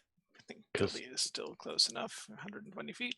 Yeah. I'm like less than 60 feet away from her. Yep. Yeah. So I just report to her pretty much exactly what I saw and where I saw it, so that she can, because she's staying back and kind of doing supporting fire while Talon is running in headlong as usual. Yep. So I will report to her that, give her directions on where she can find. Thought that occurred to me may not have occurred to Talon. Did you want to pick up either Alphonse or Mint or both on your way running past them? I guess going in that direction, I would probably pick up Mint of those choices. All right. I could act as your ID that you're an okay guy. I like Instead of showing a badge, you show the gnome. I think size-wise, it kind of works too. Yeah. It's just like, here's my ID. That's right. I can vouch for him. Okay. Here's my spokes gnome. Nice. All right. Perfect. And that's great. And I relayed this to Gildy. All right.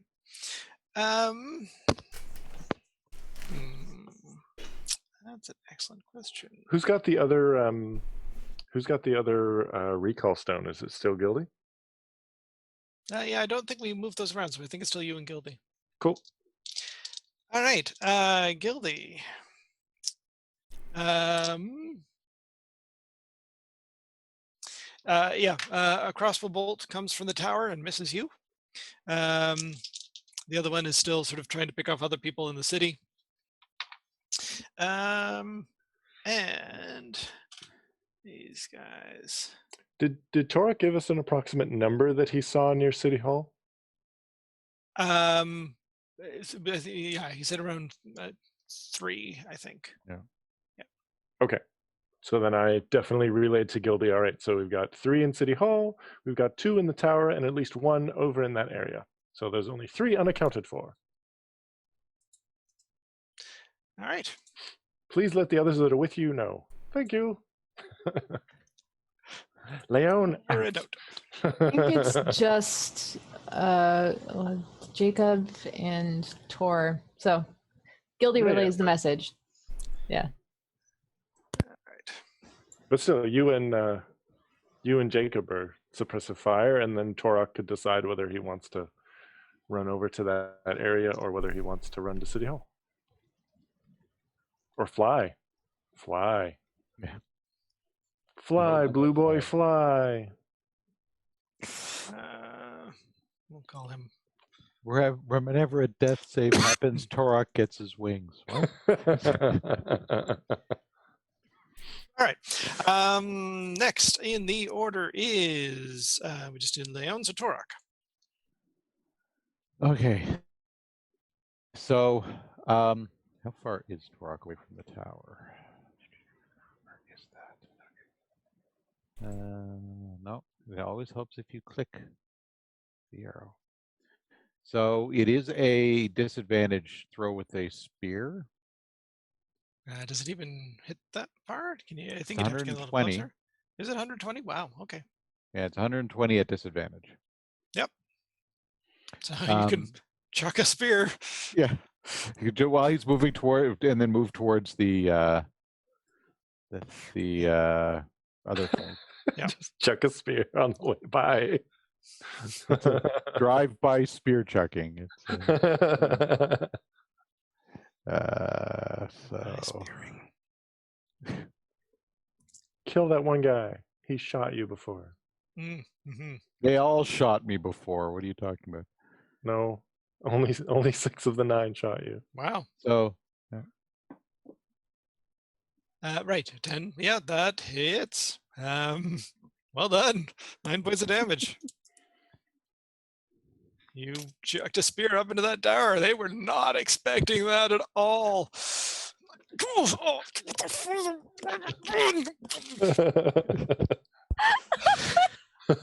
I'm not getting that spear back. They drop it down into the fire. Oh, look, there's a fire. What the Okay. I'm keeping this. The tower is on fire. Are you going to move at all?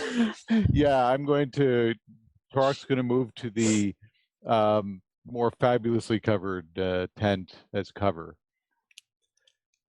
More fabulously covered tent. Colored. So the pink striped tent, he's going to move there. All right. You move 40. I think you can get close to that. Yep. All right. I thought Torok was one of the ones who's flying. Okay, yeah, I could do 60. Move 60. That's right. Yeah. Okay, so where does 60 get me? Sorry, You could even be up on the tent and join Leon. Yeah, okay. Although if the spell ends and Torok falls through the tent. Torok, not so loud. We have like 5 minutes. We're good. Torok will be fine. Well, Torok could also fly close to the ground. Tor isn't a very flying high kind of dragon. He flies instead of flying over the tent. He flies through the tent. Just like knocking. All right. I will let you move yourself to wherever you are going to be. That would be so in character for the party. Leon goes and lands gently on top, and the dog just like bowls through it, flying like 2 feet off the ground. All right. And we're back to Jacob. The big town hall building, what kind of windows are there? Not many. Like it's pretty basic construction. So it's sort of built like a barn in a lot of ways. There's probably like a couple windows that are relatively high up that to sort of let some light in, but yeah. Fire. That's They're probably not many. They're probably large and they're probably high. Oh, that's a deliciously thatched roof. Yes, it is. Yes, yes, it is. Okay, Trogdor. I think I'm just gonna keep pace with the rest of the group. We'll do a double move. Yep. And go to about there, I think. So.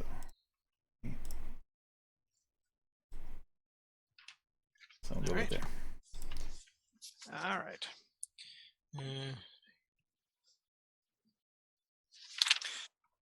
Okay. And that's a double move. Okay. Yep. Mint, you are in Talon's arms. You cannot move on your own unless you would like to jump out and move on your own.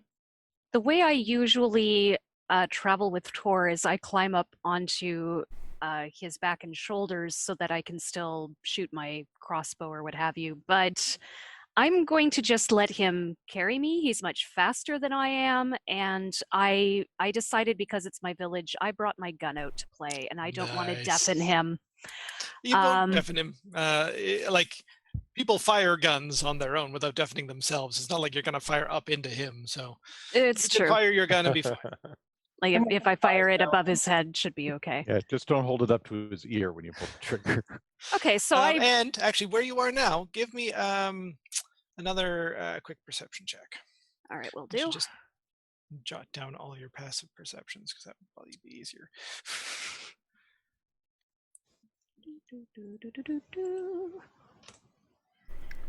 Oh, wow, passive perception for Alphonse, really high. So yeah, I can try to move like a cat to climb up to Talon's shoulders and kind of get my my legs just dangling over his shoulders, and I'm steadying myself with one hand and I'm taking aim with the gun with the other. Yep. All right. Not unfortunately many targets that you can see at this point. There's a lot of semi-familiar faces and people that you're fairly certain are other sort of from your troop running around. No assassins you can see at this point, but you can hold an action if you see an assassin. And there are people that are from the village that are obviously within earshot at this point. So I tell them, if you can fight, get to the town hall. The assassins are congregating there. And it definitely seems like a bunch are already heading in that direction. They sort of see that as a reaffirmation and sort of redouble their efforts to get there. Also doing that from atop Talon's shoulders, it lets them know he's an ally without me having to say it. What you can see, actually, from where you are, so there's a large group that's just about to run into the town hall. They are being led by somebody that you are a little more familiar with, Lieutenant Kreska Ulos, who is sort of the second in command, roughly, of the troop. And there's a group that seem to be led by her that are just about to rush into the town hall. And I'll put them in the town hall.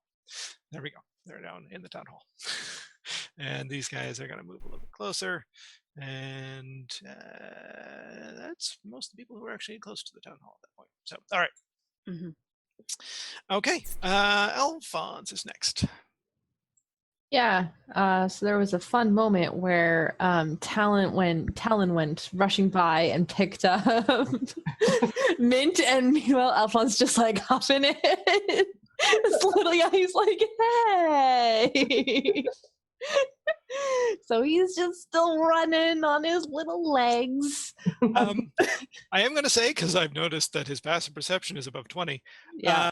He's fairly certain there's some assassins down. I'll use this sort of just to point down in that area. Okay. He's seen some people moving around sort of just peripherally. He's actually really sort of good at recognizing what's going on with that passive perception that high. So yeah, he knows there's some people. And then of course there's the ones potentially at the town hall as well. Okay, sounds good. He's gonna go to here. Okay. And do a double move.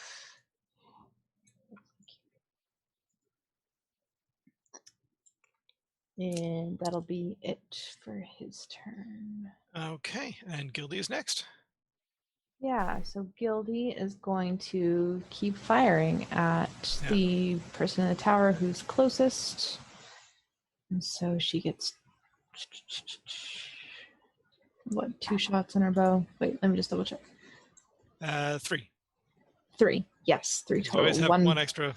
Yep. An extra attack, and then the bonus action attack with the bow. Yep. Here's the first one.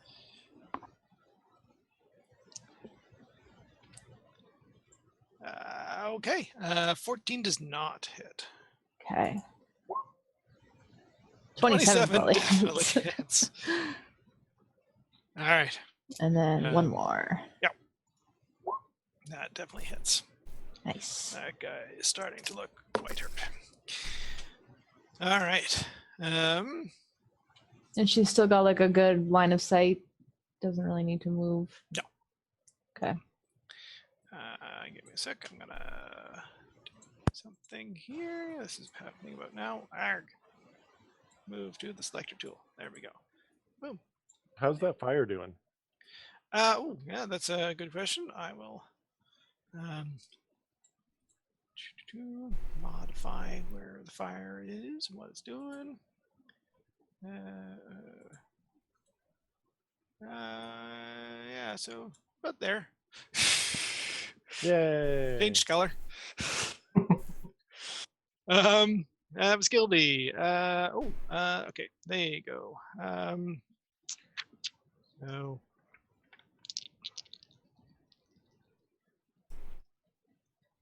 Ouch.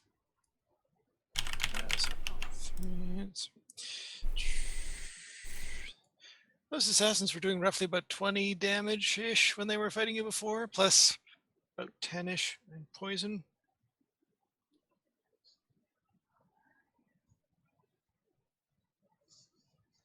And, oh, wait, no. Yeah.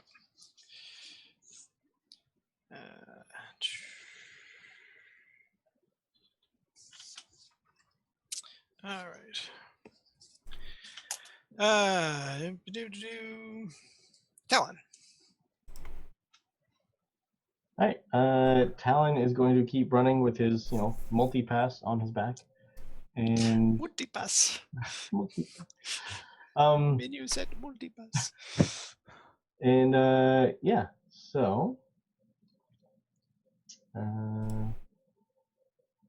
I guess, yeah. So I guess he's basically just gonna run to the door since he can't really. All right, run to the door and sort of push Mint through. Yeah, I guess. I mean, assuming Mint is fairly acrobatic enough that he can kind of get to a point where he kind of runs his full. Like when he gets there, is the door open? Is the door closed? Yeah, door's open. You can sort of get a sense for what's happening inside. Okay, so Mint is kind of acrobatic. So what you see? Give me a second. I actually need to do this. Oh. Yeah, so as crazy as it is, if Talon just uses full movement and doesn't take an action, he can run fully inside. Yeah, and you could be inside. All right, so yeah, these people are sort of on top, but yeah, there's 2 people who were inside. They seem to be fighting. No, come on, no, wrong layer again. The assassins, who I'll put sort of over here and reveal them. So there's 2 assassins with the leader. They are the assassins are pretty much engaging these 2. The leader was sort of staying back a little bit. Actually, no, he was probably also engaging that one. This person, whoever they are, seems to have fallen.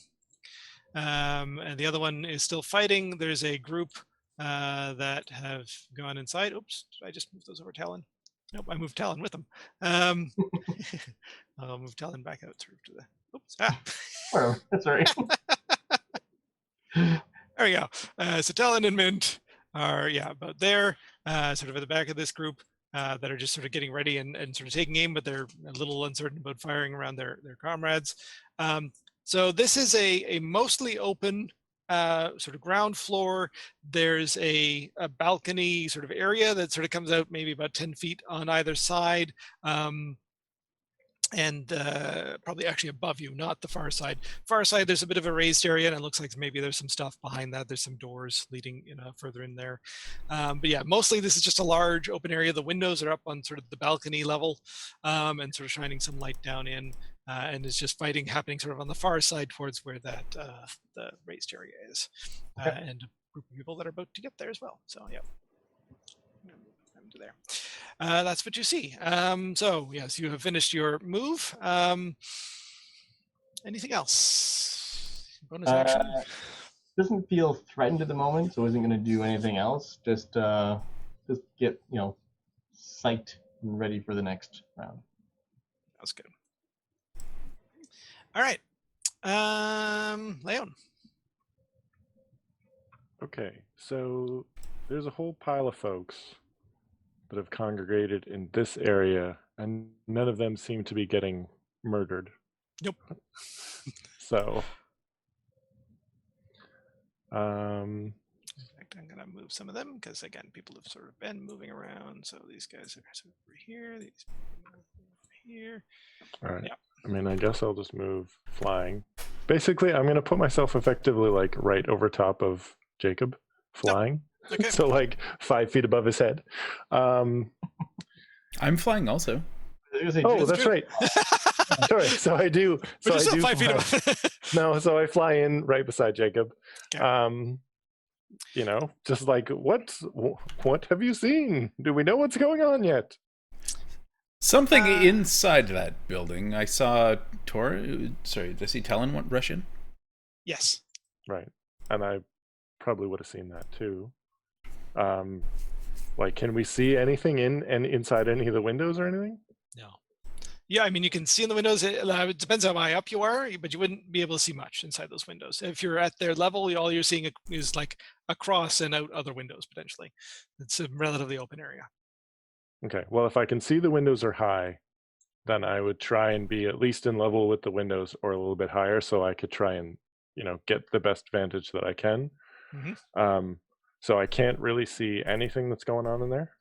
Not much, but out of the corner of your eye, again, over in this area, you can see some movement and sort of shuffling stuff over there. You can see somebody who seems to be sort of falling, not doing well. Okay. Then I alert Jacob to the fact that there's assassins that are over there.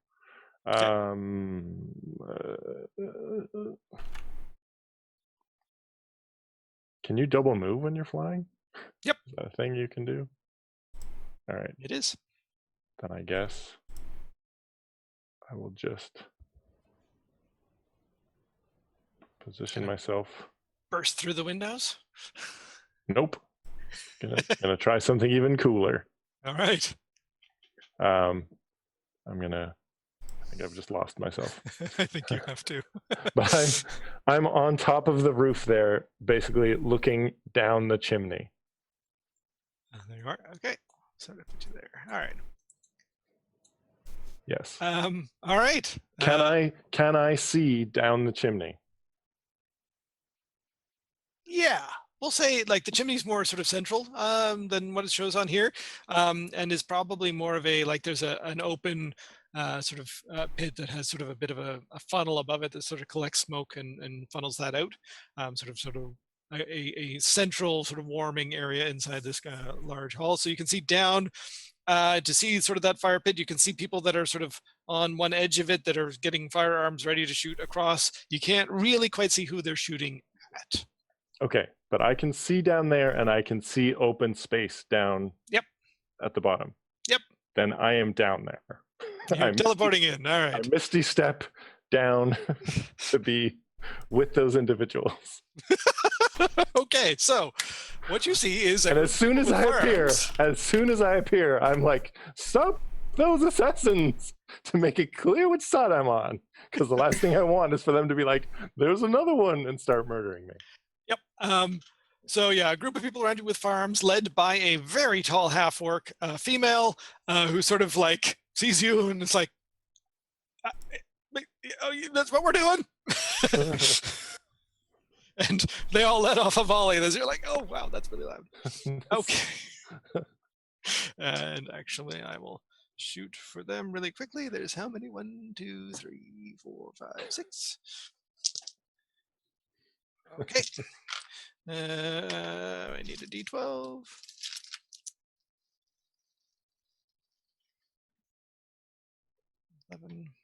So this is 1, 2.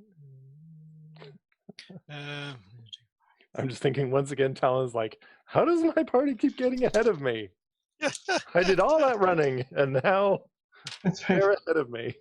Like, and I know Leon doesn't like to run. Now, granted, you're flying.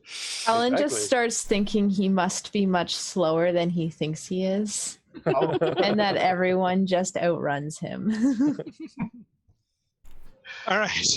I'm assuming that's the end for Leon. Mm-hmm. Okay. Yeah, because I double moved right. and then did a bonus action. All right. Yeah, that's what they're going to do. So, one attack on Gildy. It's going to be another. Actually, it's definitely going to be a miss because he had disadvantage and he already missed. And then, as that fire is growing higher, they seem to want to get out of that structure. So they are the two that are up there, sort of climbing down out of the structure. They seem to be. They're a little more obscured by sort of the various different legs and things. A little harder to see now, especially since they're on the ground higher up, sort of above you. You don't have Gildy doesn't have a particularly good shot at them at this point. And these guys are not going to get very far. They're going to get to here. They're going to become engaged, except for that one is going to move on. And this guy gets to about there. And yeah.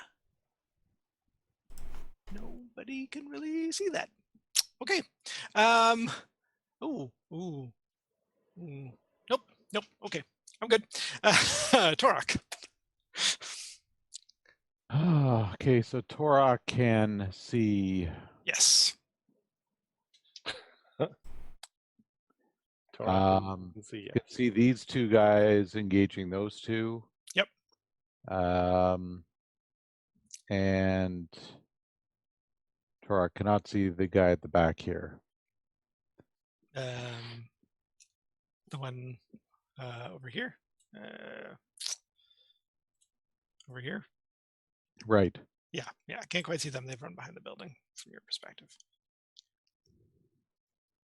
I'm trying to decide if Torak would go to the hall or try to engage those assassins to head them off so they don't add to the numbers. What's Torak feeling like? Well, he's already faced these people, feeling, uncertain. So now he's flying. Now he's flying. He's flying, yes. Could soon be raging. Yeah. Actually, is he? Well, there's nobody near him, are there? Yep. Not at the moment. Yeah. There's a bunch of wares that could get completely blown to bits, but no people. But that also means that any effect might be wasted. But That's true. Yeah. But so Jacob's right there, so he has to be careful. It's a bonus action to rage, though, right? Yeah. So you could get to the other side of these people with a double move and bonus action rage. Yeah, that's true. Do it. Yeah, let's give it a try. Let's see what happens. Actually, and I think I have the. Oh crap. That'd be amazing too. You'd fly in over top of them, land behind them, and be like, "Hello," as they're like, "Wait, we already killed this guy." Oh no! Now he's angry. Yeah, I can't do anything that's going to hurt those two people, though. That's probably a problem.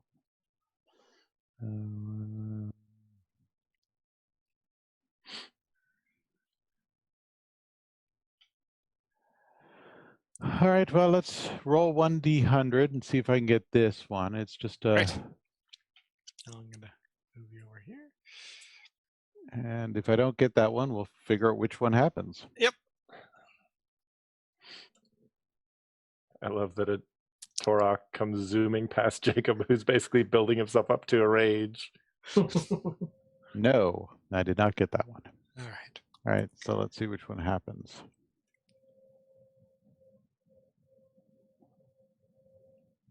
Have we been doing it that every time you do it accidentally, it's an extra 5%? Yeah. So you did get a bunch of others that were added recently from your rages from the other days. I'm not sure if you've added those in or not. All right. What is number 7? Number 7 is, so he's holding the axe and it is black. Oh. In shadowy. Nice. Sweet. All right. That makes a good impression on those two individuals. They are unhappy. And also you're flanking at the moment, which is great. Yay. All right. But that was pretty much full your turn. What's he going to do? Talon and Mint, the leader of the assassins, seems to slip out one of the doors at the far end of the hall.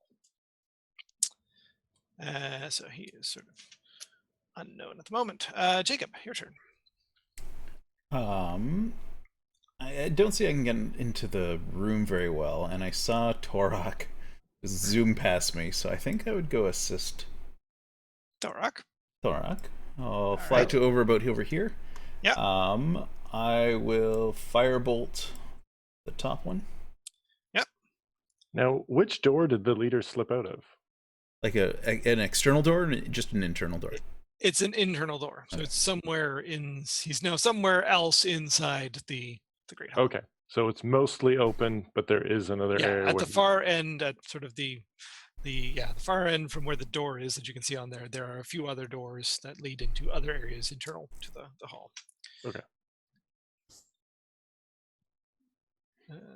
3 and I have to remember which one of these are which. Okay, firebolt. Roll to hit. Done. You hit. Which one of those two, or you can actually see the one who's sort of down below as well. I'm helping Torok. Torok. All right. So let's say top one is that one. Okay. 20 damage. That's a significant hit to them. They still seem to be up and moving around, but yeah, definitely that hurt. Then I'll use my bonus action to ask Edgar to force bolt the same one. Nice. I think this is the button. Edgar did not do so well. No. Get rolled a 1. I'm not going to be mean and hit one of the passing bystanders. So yeah, just sort of misses. Although maybe there's a slight percentage chance it'll hit Torok. We're really good at injuring our own teammate. Okay, I'm like, I almost actually succeeded on that, but I didn't. I rolled an 80 and not an 8. Okay. It hit some cabbages in that warehouse to the right. Okay, Jacob, you're done? Yep. Mint, you are inside. You can see 2 assassins. The leader has just slipped out through a door. Right. I kind of want to go after the leader if I saw which door they slipped out of. Yep. All right. I'm going to go after them. But I want to make sure that they don't get the jump on me in case they're trying to cover their rear. Okay.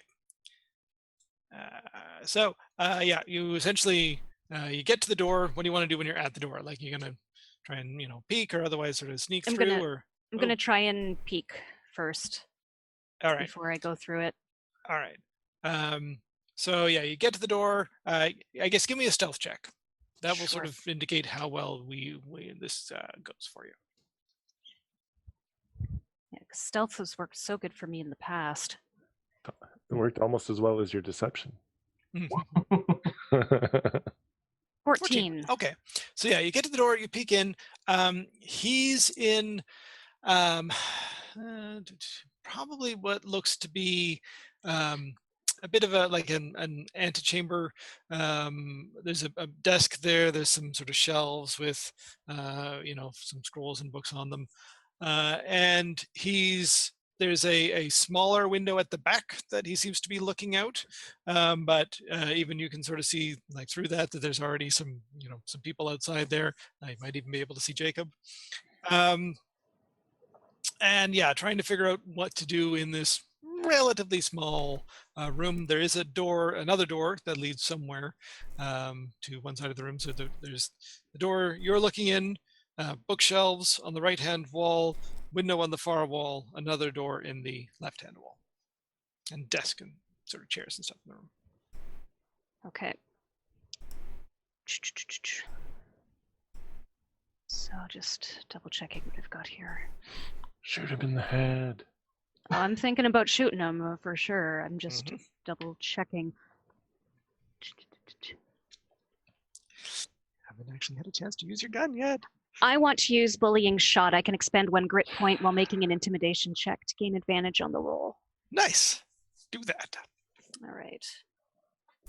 So I'm going to do my intimidation check. Gonna ask him if he feels lucky. No, it's going to be like, this is my home and you've already tried killing my friend.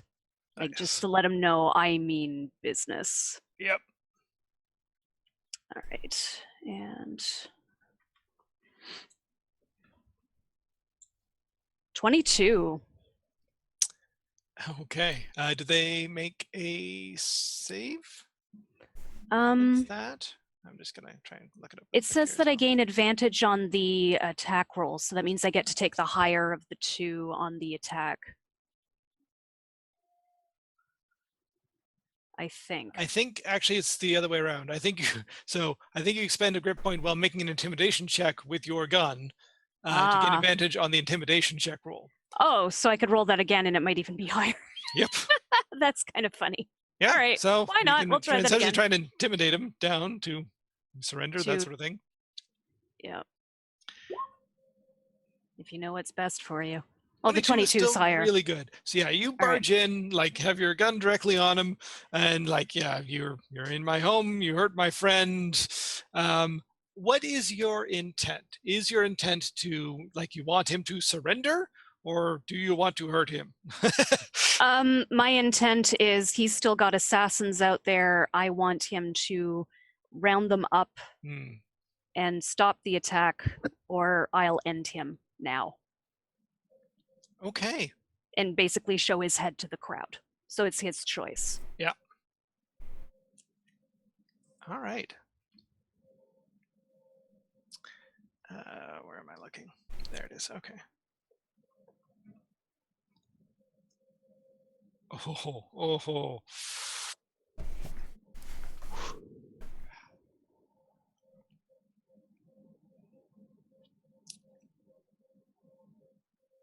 You can see a moment that sort of flashes across his eyes of uncertainty, of doubt, and does he want to, he's in sort of a trapped position?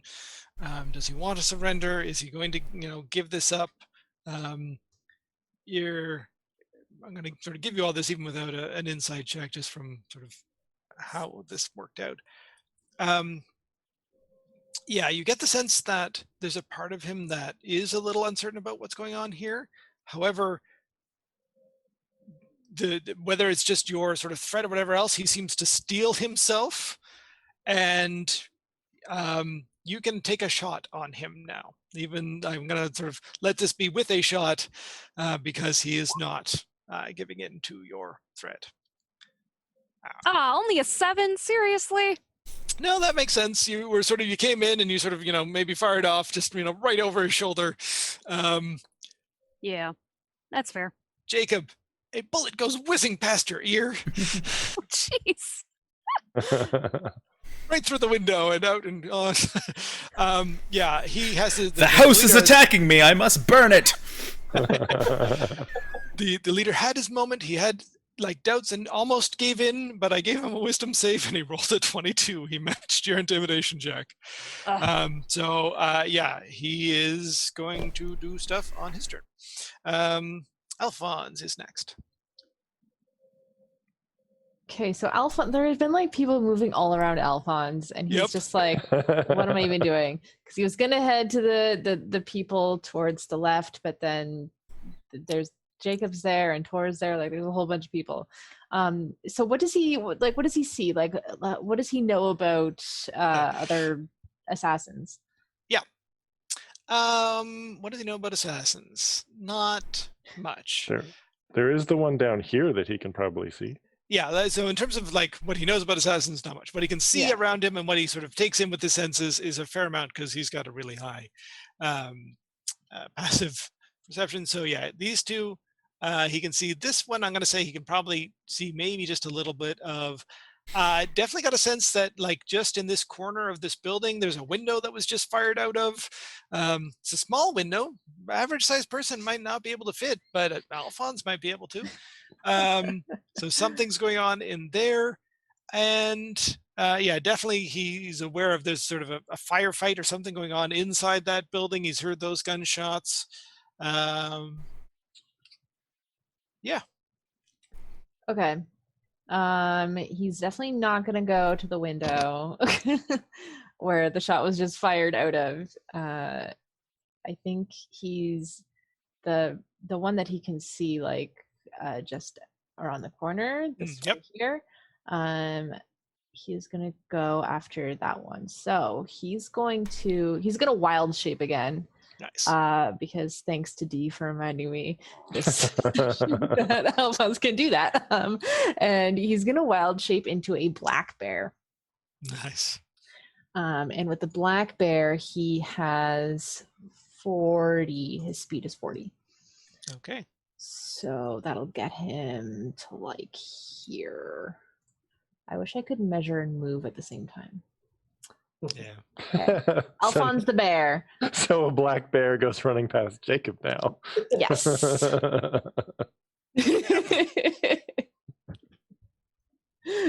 And as Alphonse passes Jacob, he does a little like growl, like a nice growl to be like, hello. As a bear.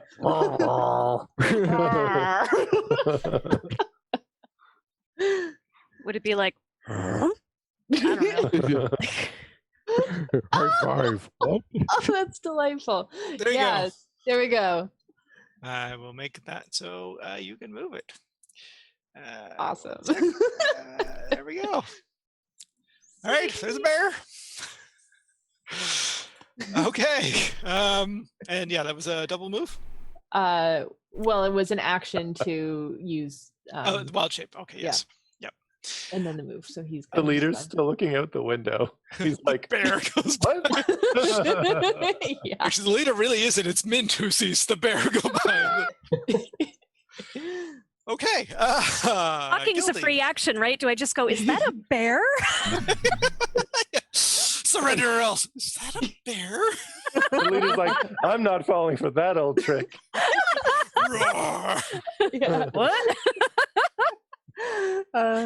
Cool. Guilty. Yeah, so Guilty can't really see them anymore very well because they're is there a position that she can move, like a better angle that she can get, or are they just totally obscured? Try and get up into this tower where the other two people were. Yeah, okay. She might as well do that. I love how Gildy is still way back at the end. Yeah, of the village. Gildy like hasn't moved. All right. Yeah, gonna go up to the tower. I'll say there's like a nice easy ladder to get up there. That could be your move action to get up there. You're not that far away. Yep. Okay. And hey, folks. Yeah. What's her so can she see them okay? Yeah, from there I'll say you can they're gonna have some cover because they're behind sort of some of the logs and that sort of thing. So they have half cover, which adds a little bit to their AC, but you can see them. What's that, 145? Yeah. Just the close one, they're both just within range. Yeah. All right. It's 150. Okay. So she is going to fire at the one that's closest. Yep. They're like, surely we're safe here. Yeah. Arrow comes right through a bunch of the legs. Little do they know. so. Sharpshooter Gildy. That hits. Nice. And then she's got one more. Yes. Doesn't she have 2 more? Oh, 15. Does it 15? 15 does not hit, but you do have another one. Do I? Do I have 3? Yep. You always have 1 extra attack with your Right. bow. Yes. Thank you. Because as an action you get 2, and then a bonus action you get a 3rd one. Yes. Oh, geez. Yeah, that hits. Nice. All right. That guy is not looking well at all. He is stumbling, probably falling down. I'm going to say they're probably prone, but not quite dead. Okay. And actually, just for fun, the people with you are firing at the other one. Yeah, actually, that's probably going to hit. All right. Oh yeah. So when Gildy goes up there, she's like rushing to get up there, and she's like, okay, can you move a couple steps to the left? I just need to get a good angle on this guy. So in that the way, 2 women up in the tower are like, sure. Yeah, in that way she communicates that she is friendly. Yes. All right. Okay. Let's just give me 1 sec.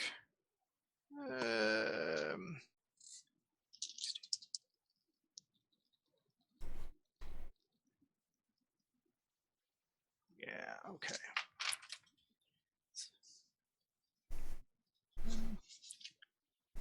Oh, no.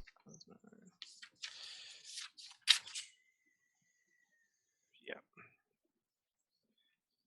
Okay, so Talon, you see the assassins on the other side of the room take down the other person who's sort of over there. Oh. And then they start heading for a door sort of in the back as well. Yeah,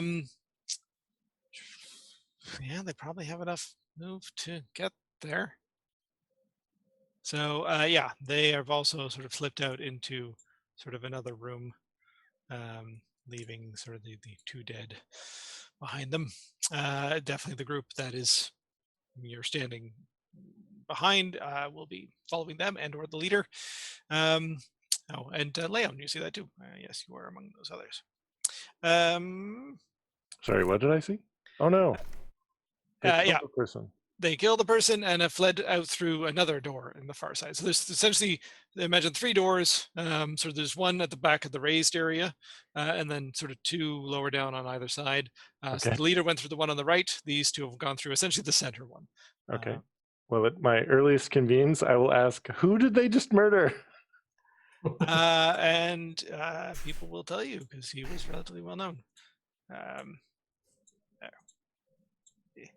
to put them anyway. That was Sergeant Stolt, who just died, or was otherwise taken down. He might still have some chance of being alive. Was he a week away from retirement? He.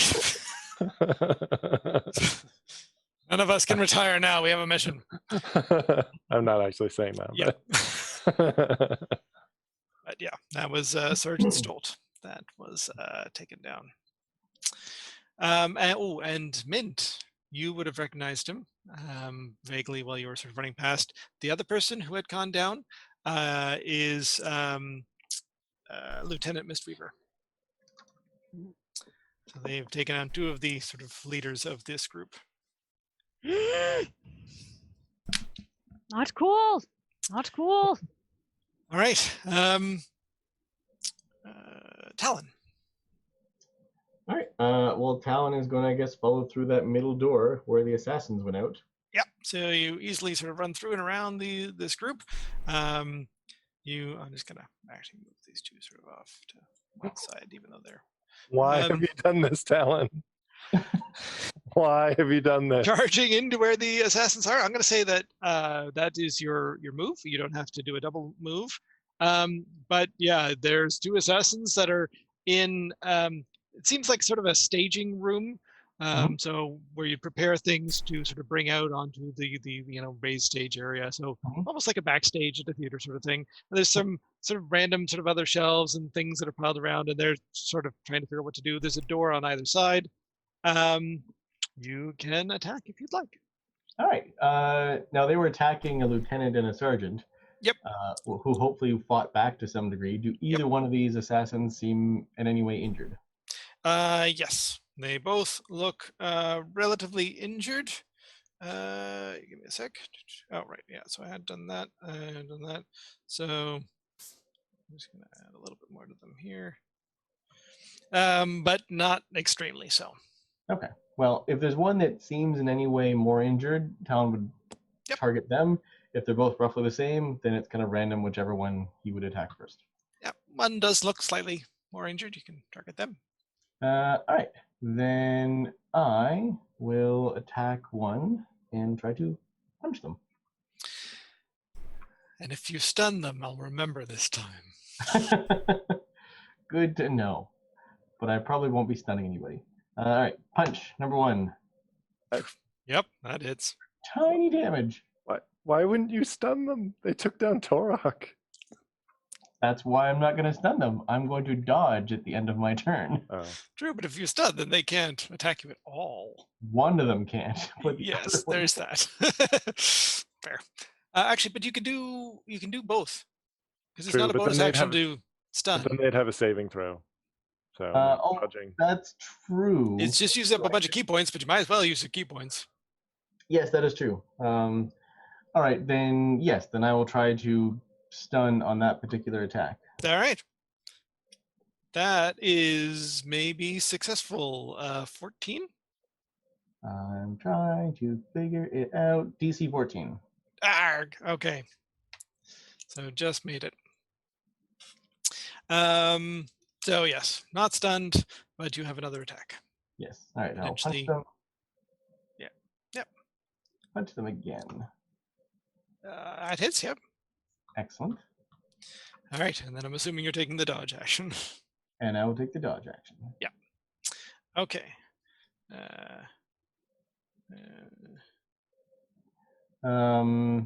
Yes. Oh, okay. I'm actually gonna. Oh no, they've just gone. So, anyway, Leon, you're next. Talon, why have you done this? Why have you done this? You gonna follow after Talon? Well, no, that's the thing, right? There's Talon who's gone after 2 assassins, but then there's Minuset who's right there with the leader. Yep. So I'm like, oh no, who do I back up? All right, I'm gonna go. I'm gonna basically come in behind Minuset. Okay. And I take it that I see that the leader is standing there in the room. Yep. I know. It's not quite that. There we go. Put you there. All right. Now I know who's your favorite. That's fine. What?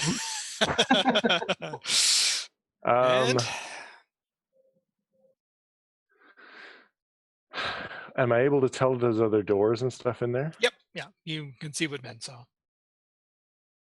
Would Leon be able to tell that I just fired a shot off at this guy? Oh yeah, I mean, see the broken window. You heard the shot. And I heard the shot. I saw you walk up and be like, "Leave my friends alone!" Blam. And he does not appear to be like. Not. He is injured a little bit from a shot, actually. But not my shot. No. But you might not be able to tell that. Yeah. What kind of weaponry does he have on him? He's got a heavy crossbow, short sword. That's pretty much it. Okay. I think I'm gonna web him.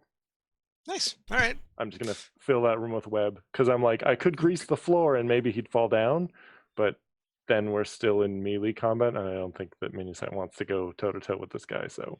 All right. Strength saving throw. It's a dexterity save, DC 16. Oh, I was gonna say that's his best save, but he still failed. So. Yay! Poof. So he is now webbed. Is webbed. Yes. And then he can use his action to make a strength check. Not a strength saving throw, it's a strength check.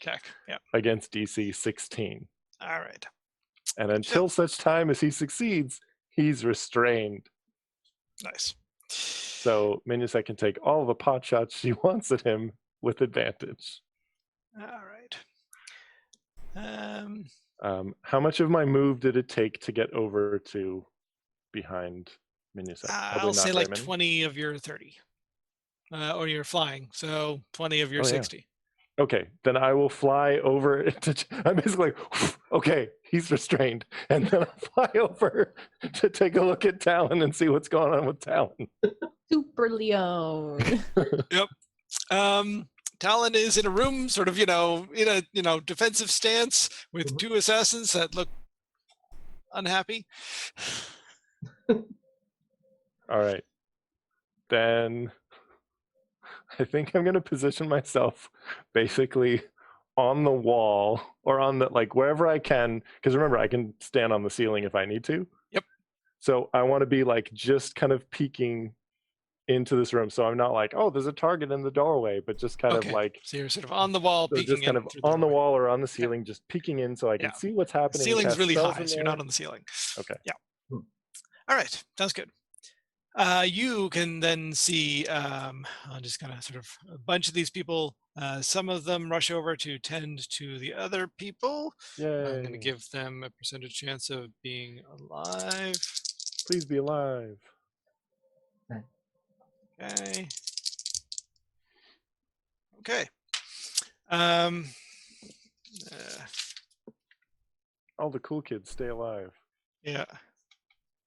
Be like Torok.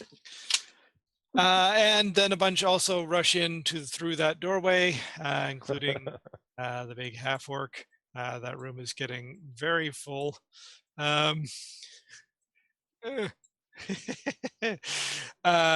They're mostly using pistols at this point. I think there's 4 plus the leader left, so 4 shots. Wow, only 2 of those are going to hit.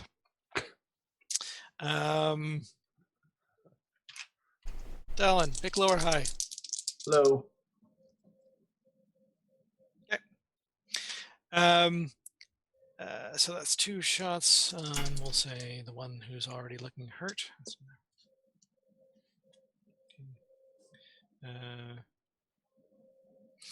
And then the leader of that particular group is this person. Yeah. Wow. That was a very bad round for them. Okay. They did not hit a whole lot. Leon. Okay. Gildy, the 2 assassins that were hiding behind the tower have sort of run off, sort of along the edge of the cliff. They're a little out of your range now, and seem to be trying to the cliff sort of slowly descends on the far side, and they seem to sort of trying to make their way down off the cliff. So they're sort of somewhere down over here-ish. There we go.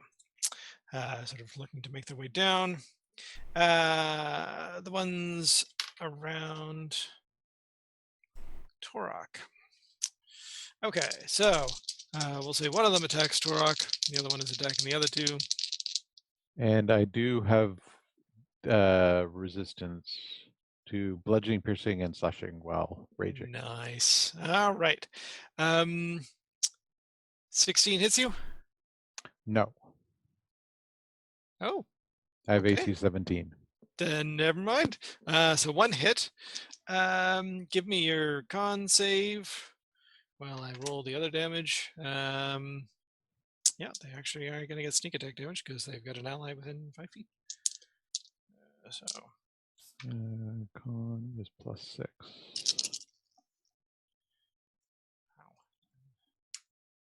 Oh, come on. 20 +6. 25. That one succeeded. Okay.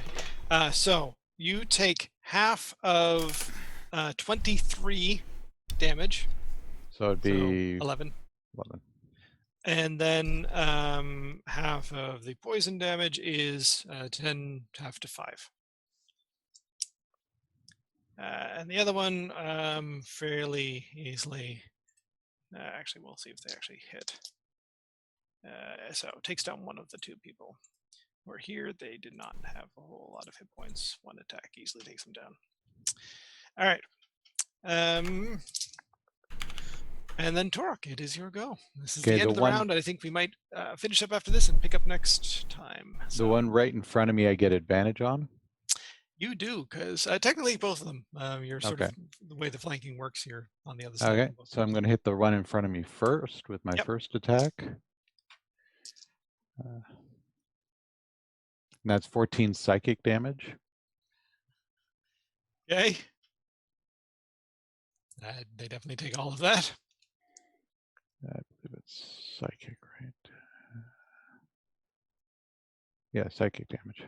All right. So they didn't go down, so I'll probably hit that one again. Yep. Just to see if I can.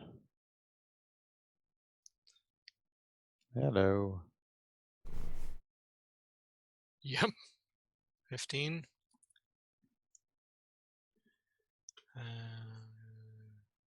They are looking quite hurt, but they are still up. All right. And that's all I'm going to do, because if I try to leave or do anything else, it'll be trigger an attack of opportunity. All right. So we're going to end off at the end of a round as we're getting close to 10:30. In the middle of this sort of big fight to save this town from these assassins.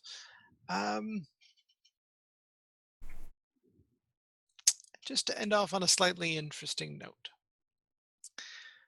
I'm going to move these two over here. Leon, so you're sort of peering into this room, but you hear more people sort of entering the raid hall and sort of look up casually before you look back, and then you do a double take. One of these two people you don't recognize. It's a halfling you've never seen before. The other one is an elf.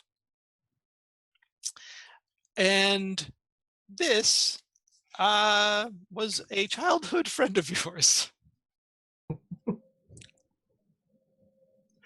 that you have not seen for quite some time. And as far as you knew, she had sort of gone into the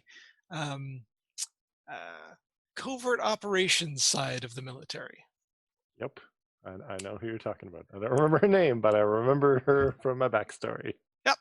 So, yeah, you're a little surprised to see her here.